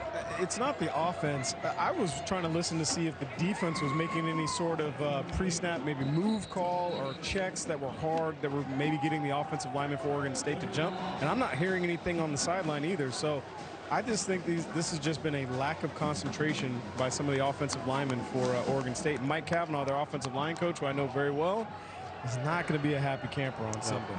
No, what is that, 6 false starts so far in this football game, and that is going to make a offensive line coach absolutely nuts. 9 overall Oregon State penalties. And the 3rd and long play, they'll get some yardage to Reddix. And that stat you just saw up there gets interpreted usually by saying, man, that's a pretty good day. You're 8 of 13 on 3rd down. And other people would look at it and say, that's a lot of 3rd downs to have. Too many. That is a great point to look at it that way. A week ago, they had 11 in a beatdown where they only converted 3 times. This week, 13 already. Have converted a lot more. Yeah, that's number 14. It doesn't tell you you're not doing enough on 1st and 2nd? Definitely, but what it's telling me is they're putting themselves in bad positions, what Nigel just talked about, what you just talked about. Well, when the nightmare continues, Oregon State has not been able to snap the ball on special teams today. And unfortunately, and that young man had never done it before today. He got pressed into action. He's the 3rd long snapper. And nothing the punter can do there except cover.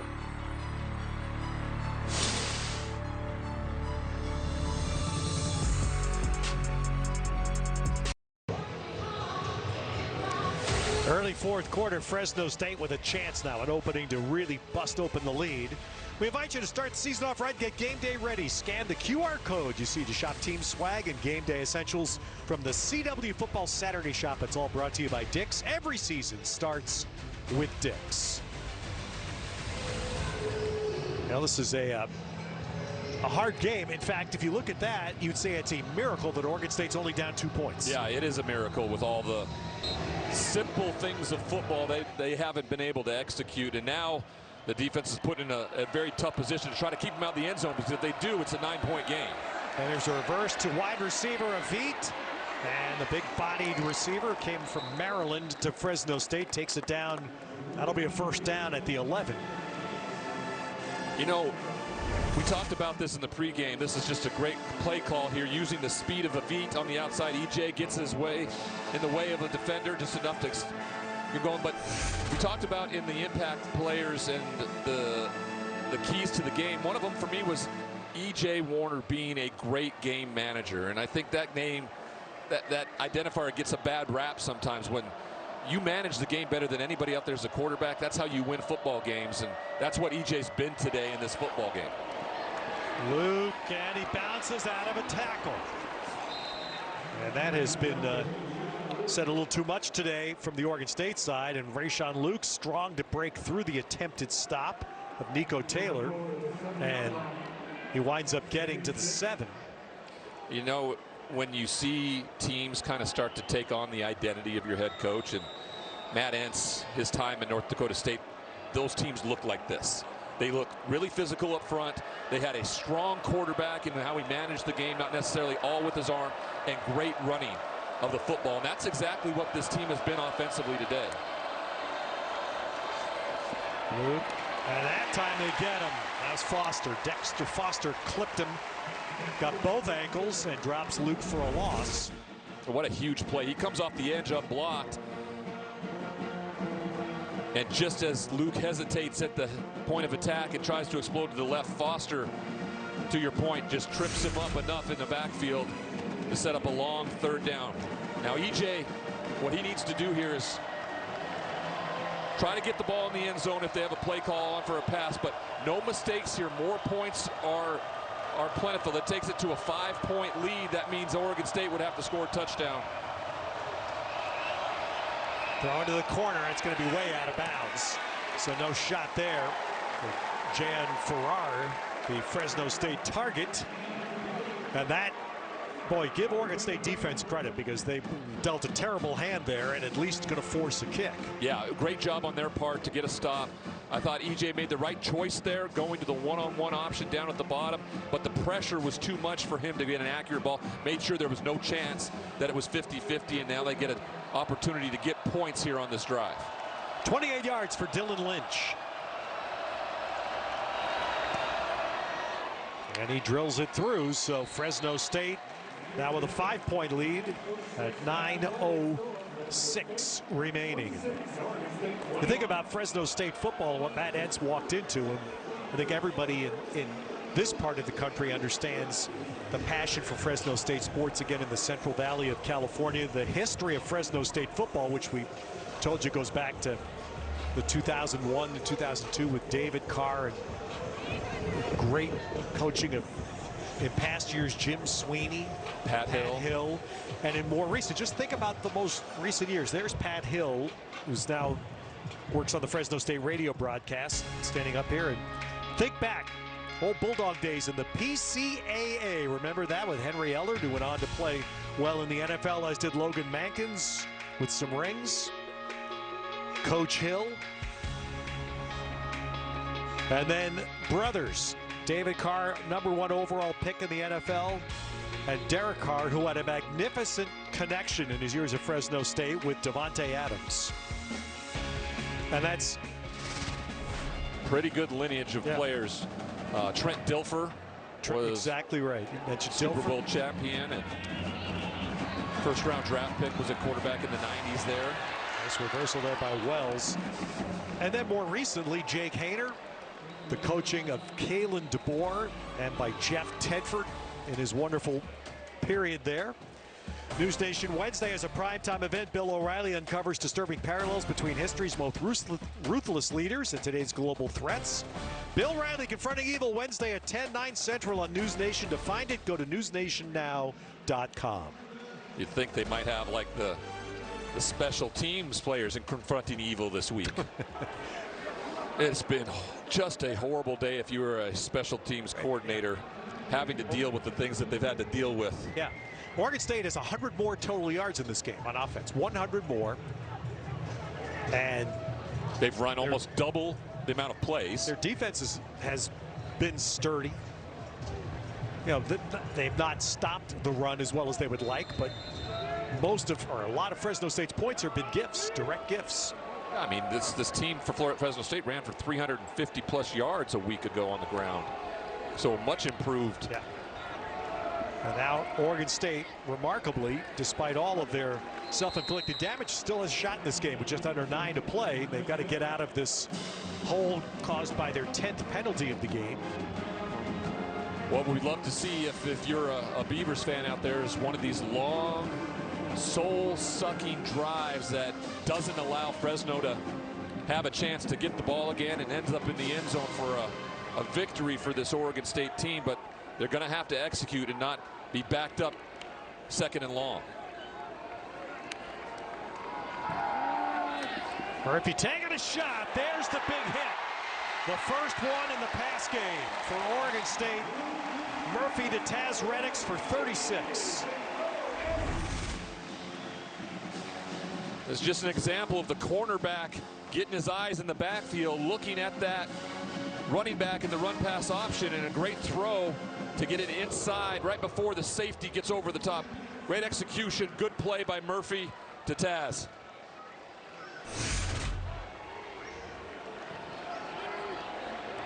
The ball to midfield after the biggest offensive play for Oregon State today. Murphy keeping Hankerson into block, taking another shot. This is for Zach Card, and that's a flag. Zach Card has not played a lot, but that's somebody Trent Bray talked to us about. If they're going to establish the deep ball, he's one of their best targets.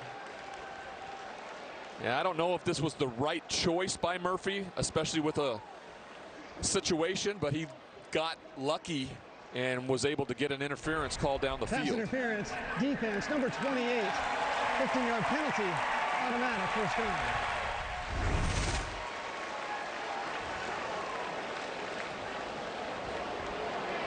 Yeah, that ball wasn't going to be catchable, I don't think. Both hand fighting pretty good here, but what ultimately gets it is that right hand and the left hand grabbing his other hand. That was right there, the push in the chest. Yeah. Jamarian Briggs. Well, Oregon State has pushed themselves out of the hole. Now they're in Fresno State territory, but again, hovering over everything for Oregon State, and they have to score first. But is the problem snapping? And certainly would be no question if they score a touchdown, they would go for 2. Well, but if they don't, can they try a field goal with enough time? Right. Well, I don't. I think that's out of the question. I don't think they're going to attempt a field goal. What I do, if you're an Oregon State fan, you got to love. You know, if you get in the end zone, you take the lead regardless of whether it's going to be a snap ball. And the math would dictate to go for 2 if you score a touchdown. Exactly.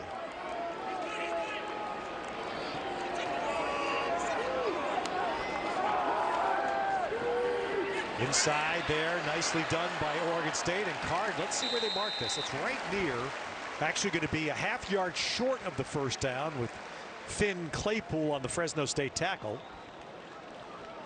So it's 3rd down and a yard. This is a great play call by Ryan Gunderson. It's a little misdirect. They've gone to the open side of the field, and this time they come back to the kind of screen to Card. I don't know, that ball placement. Nigel, your thoughts? Yeah, that should have been out the gate. If number 64 turns around and has a peel block, he's out the gate. Hankerson, first down, more. Hankerson inside the 15. Marked at the 12 for Oregon State. You know, just like a week ago when Washington State was in a difficult time, they're hurrying up here, Ted. Yep, going quick. And Murphy to Hankerson again, this time Fresno State. Well done on their defensive front. No breathing room for Hankerson. So back to my point of a week ago, when push came to shove, the game's 10-10, and Washington State needed to have a drive, a meaningful one that would get them over the top. They got it done. This is a great example of that for Oregon State. You know, been in a dogfight all game long, backed up after the penalty, and Malik Murphy and this team have really put together a great drive here to try to put them in a position to win the ball game. Saladin Allah now the running back. Hankerson off after 24 carries.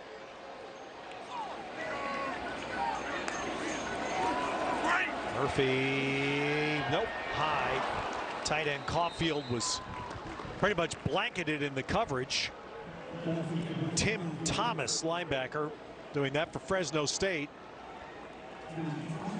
But at this point, would you say definitively 4 downs for Oregon State? Yeah, I don't think for a second, because of the fact that they would have to rely on a field goal to probably win the game later, that this is if you're Ryan Gunderson, and you're getting down to 5 minutes here, under 5. Yeah, Trent Brace told him that he has 2 plays to get 10 yards. Empty backfield. Reddick's motions. Walker slot to the bottom. And Murphy can't get away. Another blitz dialed up by Fresno State. Free runner is Jazon Jacks. And that will have to change Oregon State's decision. They bring 6. And then they bail the end on the other side, and it just fooled Malik Murphy because he was thinking the free rusher was going to be coming from his other side, and instead they fool the offensive line and make the big sack to knock them back. So on 4th and 20, now the field goal attempt will come from 40 yards for Ojeda. Can the snap be clean? Put down, and the kick is not going to make it. It all started from the snap, but though. That's, and you know, called up Nick Benedetto, the new defensive coordinator of Fresno State. Dials it up, and it pays off big time for the Bulldogs.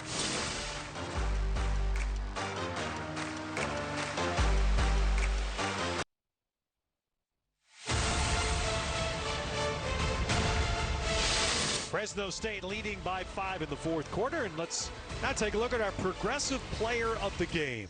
With a Fresno State run game today, the explosive part of that has been Rayshon Luke. Oh, he's been special. Speedy has been exactly that. He's been physical, though, too. Really opportunistic. Watch this cut here. He switches arms, gets the ball to the outside so he doesn't present a problem for fumble. And then the big touchdown was just so good in the hole. And then watch him explode as he gets by the safety, and there's no one catching Speedy as he gets to the end zone. He has been the player of the game for the Bulldogs. Progressive, get coverage you can count on with home and auto at progressive.com. All right, Fresno State with a 1st down, just going to run the ball. And let's take a look now at this field goal. And again, the snap. And Nigel, you have a great view from the sideline. What do you see on this? Yeah, I mean, look, the snap was not great, but I thought A.J. Winter, the punter, actually did a great job of getting it down. It just broke the concentration of the kicker. You practice these situations. You practice bad snaps and just have these situations. You practice bad snaps and just have faith. I just think the whole operation has been so shoddy today that you kind of got the yips. Yeah. You know what those feel like, right? No, Nigel never feels only on that. the golf course. But somehow I've managed to beat Ryan every time we play. I don't even know how you get 18 strokes. Well, Fresno now trying to finish here. They can run the ball as they have for much of this game, and as they did last week on their in Fresno to beat Georgia Southern, they can choke out the rest of this game. And I suspect that that's what they're exactly going to do, Ted. They're going to run the football and make Oregon State get a stop. And when you pick up 7 yards on 7-8 yards on 1st down, 2nd down, that makes it really difficult. And this puts the ball directly in the game manager's hands, and E.J. Warner. And he's a perfect guy positioned to make the right play in this situation. Well, Matt Entz, again, we mentioned earlier his motto with his team, toughness wins, and that's what they're 3 minutes away from exhibiting again today.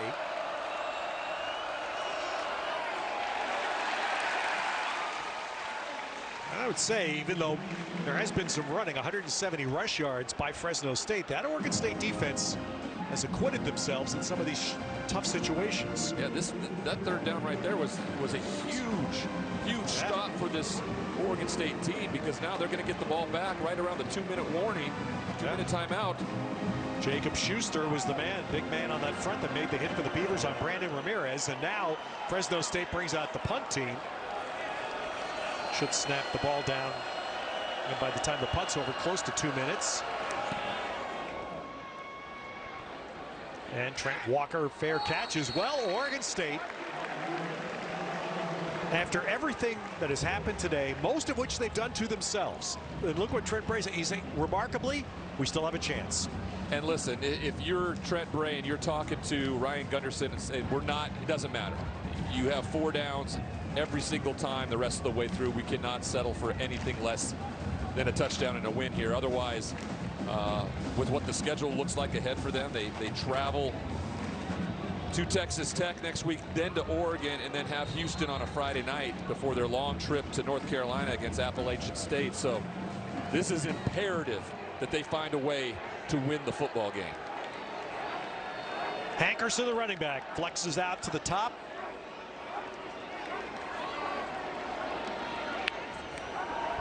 Fresno State brings another blitzer in. Murphy beats it with the quick throw to Reddix.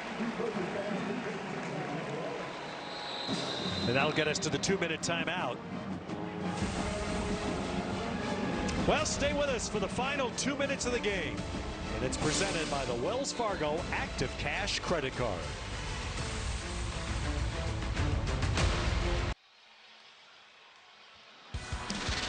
As we head to the final 2 minutes, here's our snap-back replay presented by the Active Cash Credit Card from Wells Fargo. Yeah, it's been all about Malik Murphy as he's done it from the pocket, and he's done it outside with the play action.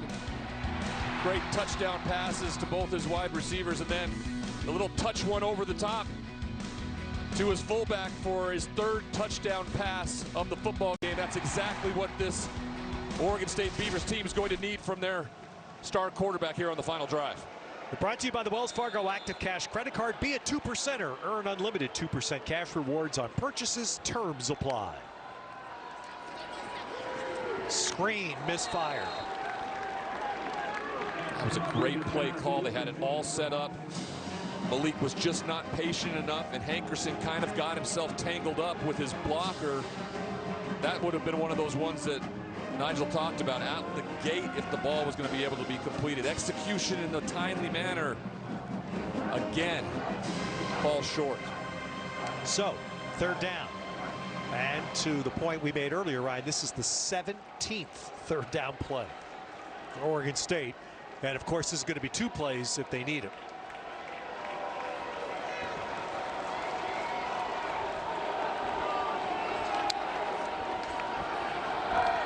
Quick throw, caught by Walker, and the Beavers keep the drive going.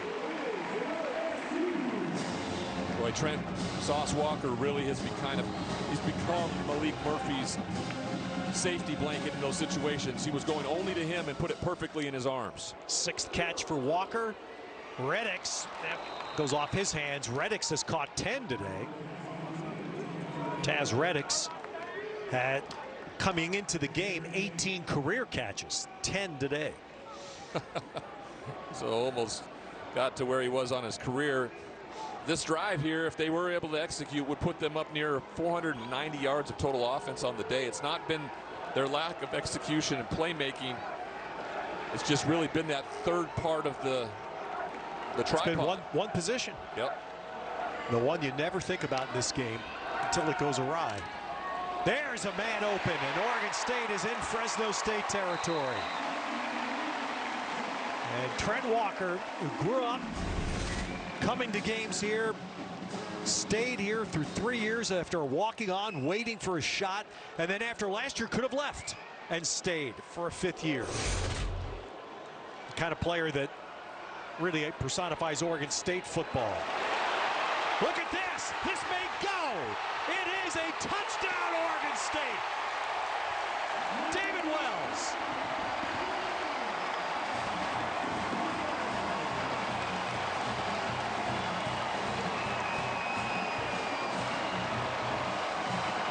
I don't know if this was a guy that was in his initial progression, but Malik Murphy does a tremendous job of finding him, and he gets it to him on the run and allows that speed just to overtake the Fresno State Bulldogs and get into the end zone for the possible game-winning score. Wonderful job by Ryan Gunderson calling up that play. And now there is no doubt that the call is to go for 2.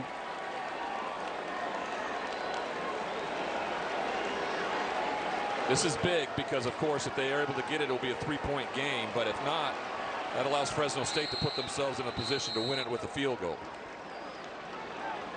And Trent Bray calls the timeout. Timeout, Oregon State, their first of the half. Just a shallow underneath, and as Malik Murphy gets pushed out by the defender, it allows him to stay even with his receiver, and he puts it perfectly on David Wells Jr., who uses his speed and gets into the end zone.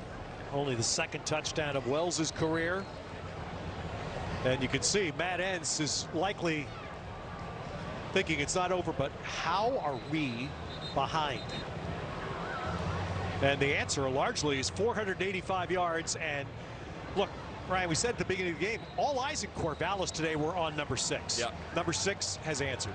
He has answered. He was coached hard this week. Let's make that very clear. Coaches got after him, and sometimes that's difficult to do when in a world where you have to constantly be recruiting your players because you, in the world of the transfer portal and NIL, but he took the coaching this week.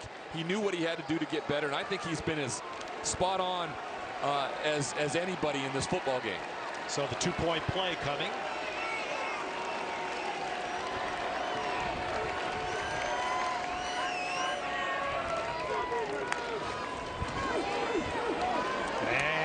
Complete. So Oregon State has scored 4 touchdowns in this game and 0 for 4 on conversions. As good as the design play call was on the touchdown, I would argue this was maybe one of the, or executed as well. I mean, it was a ton of people that were pushed around. Now on the touchdown, you know, the movement by Malik Murphy to that side allow him to find David Wells a little more clearer, and then the speed just overtakes.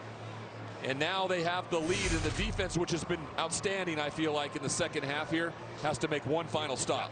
And it's going to be, look at that, just 49 seconds. And the very thing Oregon State hadn't had offensively today, about the only thing they hadn't had was explosive plays. They had them.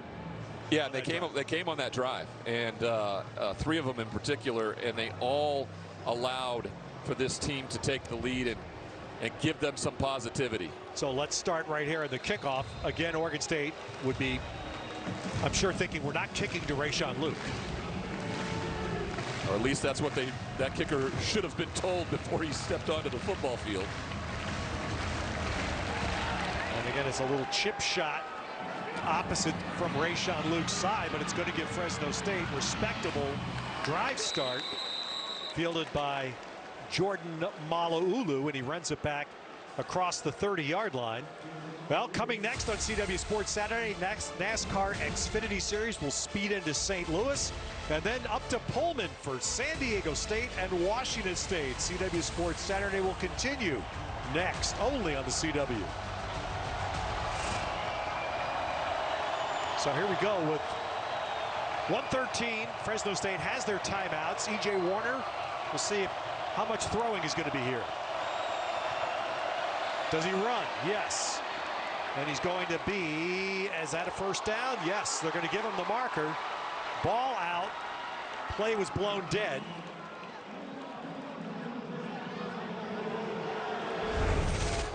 Great job by E.J. of stepping up in the pocket, knowing what time is on the clock, and picking up the first down with his legs. That ground can't cause a fumble, so here we go with Fresno State. Warner throwing right away, and he's got a V. And so 2 plays, and it started again with the kicking away from the Rayshawn Luke effect. Kicking it away gave Fresno State a good drive start. Yeah, but Malulu is such a great returner too, especially in punt returns. It's like pick your poison in that instance. And you know, game management is something that is, as a former quarterback, to watch it kind of all unravel. E.J. Warner is just licking his chops for this opportunity, and he did exactly what he needed to on that first down. Just get something positive, and then let something happens next. Fresno State does not need much more yardage to be in field goal territory. They're going to get there on this. And they are now in the range of Dylan Lynch. Wonderful job by the senior quarterback, understanding Nigel, this is the second time we've seen him use his legs when they've been in man coverage. And it's the second time that you've seen the absolute lack of rush lane integrity by the defensive line. The left defensive end had no business being over the center, and that's how E.J. Warner got out. We saw this last night between the Chiefs and the Chargers. Same thing, exactly. Takari Hickel goes inside, E.J. Warner outside. Swing it out to Luke. He'll get almost nothing, but gets to the sideline, although Fresno State has 3 timeouts, so needing the sideline, not a big deal. Dylan Lynch, the veteran place kicker for Fresno State, has a career long of 52. Yeah, he's got plenty of leg. He's been perfect so far in this game, and I haven't seen in any instance where the moment's too big for that young kicker.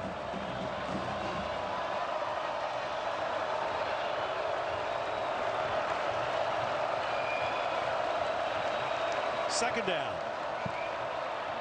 And to the sideline and caught. Quick throw to Avit. Just a couple of yards closer. You know, I'm gonna hand some more flowers out here too, and it shouldn't be that big of a surprise. But the fundamentals of E.J. Warner, like yes, for being an undersized kid, right? The ability to get over the top when he throws and to make sure that his receiver is getting a catchable ball it's been fun to watch today from the young quarterback now on his 3rd stop here in college football. Just one turnover today by Fresno State, a first half interception. And now they're again within the range of their field goal kicker. And another quick, smart throw to Avit. And that'll force the field goal to come here. So 33 seconds, so not running the clock all the way down to the last for the kick, but this will be it, certainly for Fresno State. It's going to wind up being 43, 42 to 43. And it will be on the left hash, so. For a left footer. Yeah, that's always, you protect against the hook there. In terms of. I never had a draw, so I don't know what that's like. But you don't like it, okay? When you don't want to overdo something, and this feels more like a lined up where you can play just a slight little high draw right through the middle of the uprights. It would be a heck of a game-winning drive for E.J. Warner, who remarkably this season still has not yet thrown a touchdown pass. Dylan Lynch has kicked 34 and 28 today. He's made 47 field goals in his Fresno State career, 47 out of 62. Excellent history. And this is 43 for the lead. Nick Verdugo is the holder.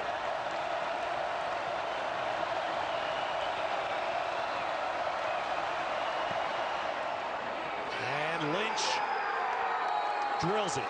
Just enough draw. Yeah, it was good from the start. Ice in those veins right there. Kickers are an interesting lot, but when they're in some pressure situations, this was perfectly executed. Started on the left upright and just drew right through the uprights for the what looks like the game-winning field goal. Look at Matt. Is that a football guy? I'm not looking at the kick. Yeah, I have like zero faith in kickers, and Matt Entz is probably thinking the same thing. And again, this will be one of those games that if you haven't seen, it's going to be very hard to explain. As Trent Bray watching with his heart, but the fact that it comes down to a field goal with 29 seconds to go after what's happened the first 59.5 minutes will be very difficult to explain.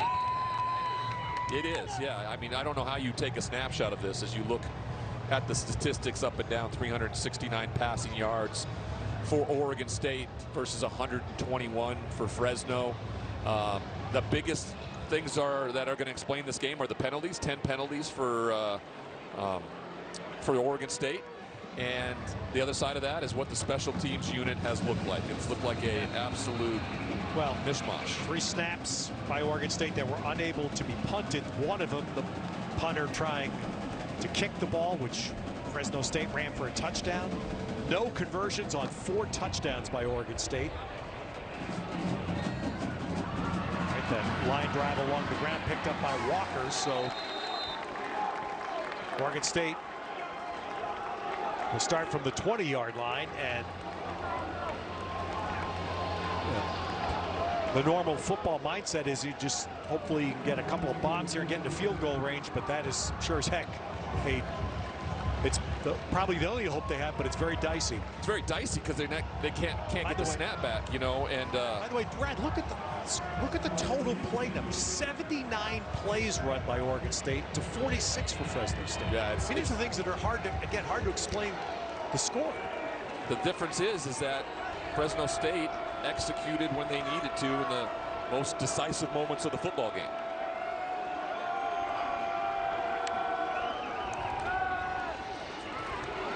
And Murphy finds a shot over the middle. Reddick's unable to hang on.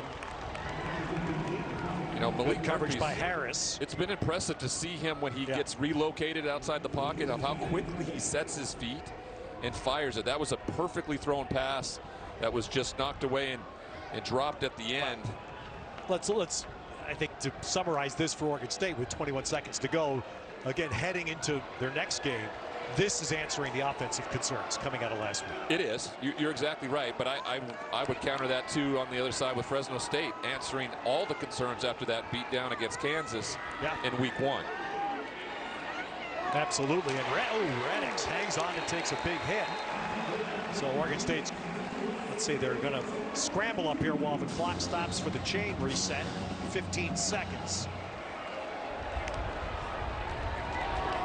And there's a pick six, and Fresno State will take it to the house and head home to Fresno with a win. Just a miscommunication on the perimeter with his wide receiver. Jakari Embry. If you're a Fresno State fan, it's been exceptional how they've come in here to Research Stadium and taken the gifts that were given, but also when they needed to, especially on the offensive side of the football, did their part. Just a miscommunication here between the wide receiver and the quarterback. He thought he was going to be running a little bit deeper of an out, and Jakari Embry just eyes to the inside, sees what the quarterback's doing, and Johnny on the spot to take it to the house. And so Fresno State, again, in a rivalry that begins. And next year, they share the same conference. And Fresno State football, which has been in a good place, looks like it's going to continue there in this first year of Matt Entz. Yeah, it's inexplicable there why those two weren't on the same page for having such a great game that Malik Murphy had. It's shameful that it ends on a pick six. But again, this is going to be another week that's going to be difficult to stomach if you're a Beavs fan, if you're a Beavs player. And these coaches are going to have to go back to work because they cannot allow this to continue to happen. And look, the long snappers, the obvious massive question that will have to be answered by next week for Oregon State, and the 6 pre-snap penalties are the other on the offensive line. And it will not be, which won't be fun. And for Fresno State, it will be fun. Yeah, establish 2 weeks in a row where they've really played well down the stretch of those games, and to bounce back after that Kansas loss. They're physical, fundamentally sound football team that finds ways to win, and that lines up identically with what Matt Entz has done his entire career as a head coach. And the kick picked up, and that will clock stopped with 1 second, so Oregon State will have to snap a ball. And that's part of the Fresno State story that's always been impressive. This is the grit. School, again, the great pride of the Valley, and they have wonderful support. We started to talk about Kalen DeBoer's brief tenure there that was so successful. Jeff Tedford, just an excellent coach, coming back for a second stint, keeping it going, then had to step away with his health last year. They had an interim season last year, but now finding a coach with championship pedigree. Yeah, last year with an interim coach, with all the change, they still went 6-6 before the bowl game. And, you know, Matt Entz saw an opportunity. He thinks there's a real opportunity here for this football program. Otherwise, he doesn't take that coaching job. And to know that they are going to be entering the new Pac-12 conference a year from now does a lot for them in the recruiting space. Just a little play here to end the game and a stat run. Takes him over 500 yards of total offense, too. And Fresno State celebrates, as they should. They come to Corvallis, and they're in trouble. But E.J. Warner engineered a final minute drive to set up the field goal that swung things, and then a pick six was the cement. And Fresno State, after that season opening loss in Kansas, has now won 2 in a row. Well, thanks to our entire team. Remember, the CW Sports Saturday continues next with the NASCAR Xfinity Series in St. Louis. And then tonight, San Diego State at Washington State. For our entire team, our producer Jason Arminio, director Scott Barkey, for Ryan Leaf, Nigel Burton, and everyone here in Corvallis, I'm Ted Robinson. Thanks for joining us. And it's NASCAR from St. Louis next.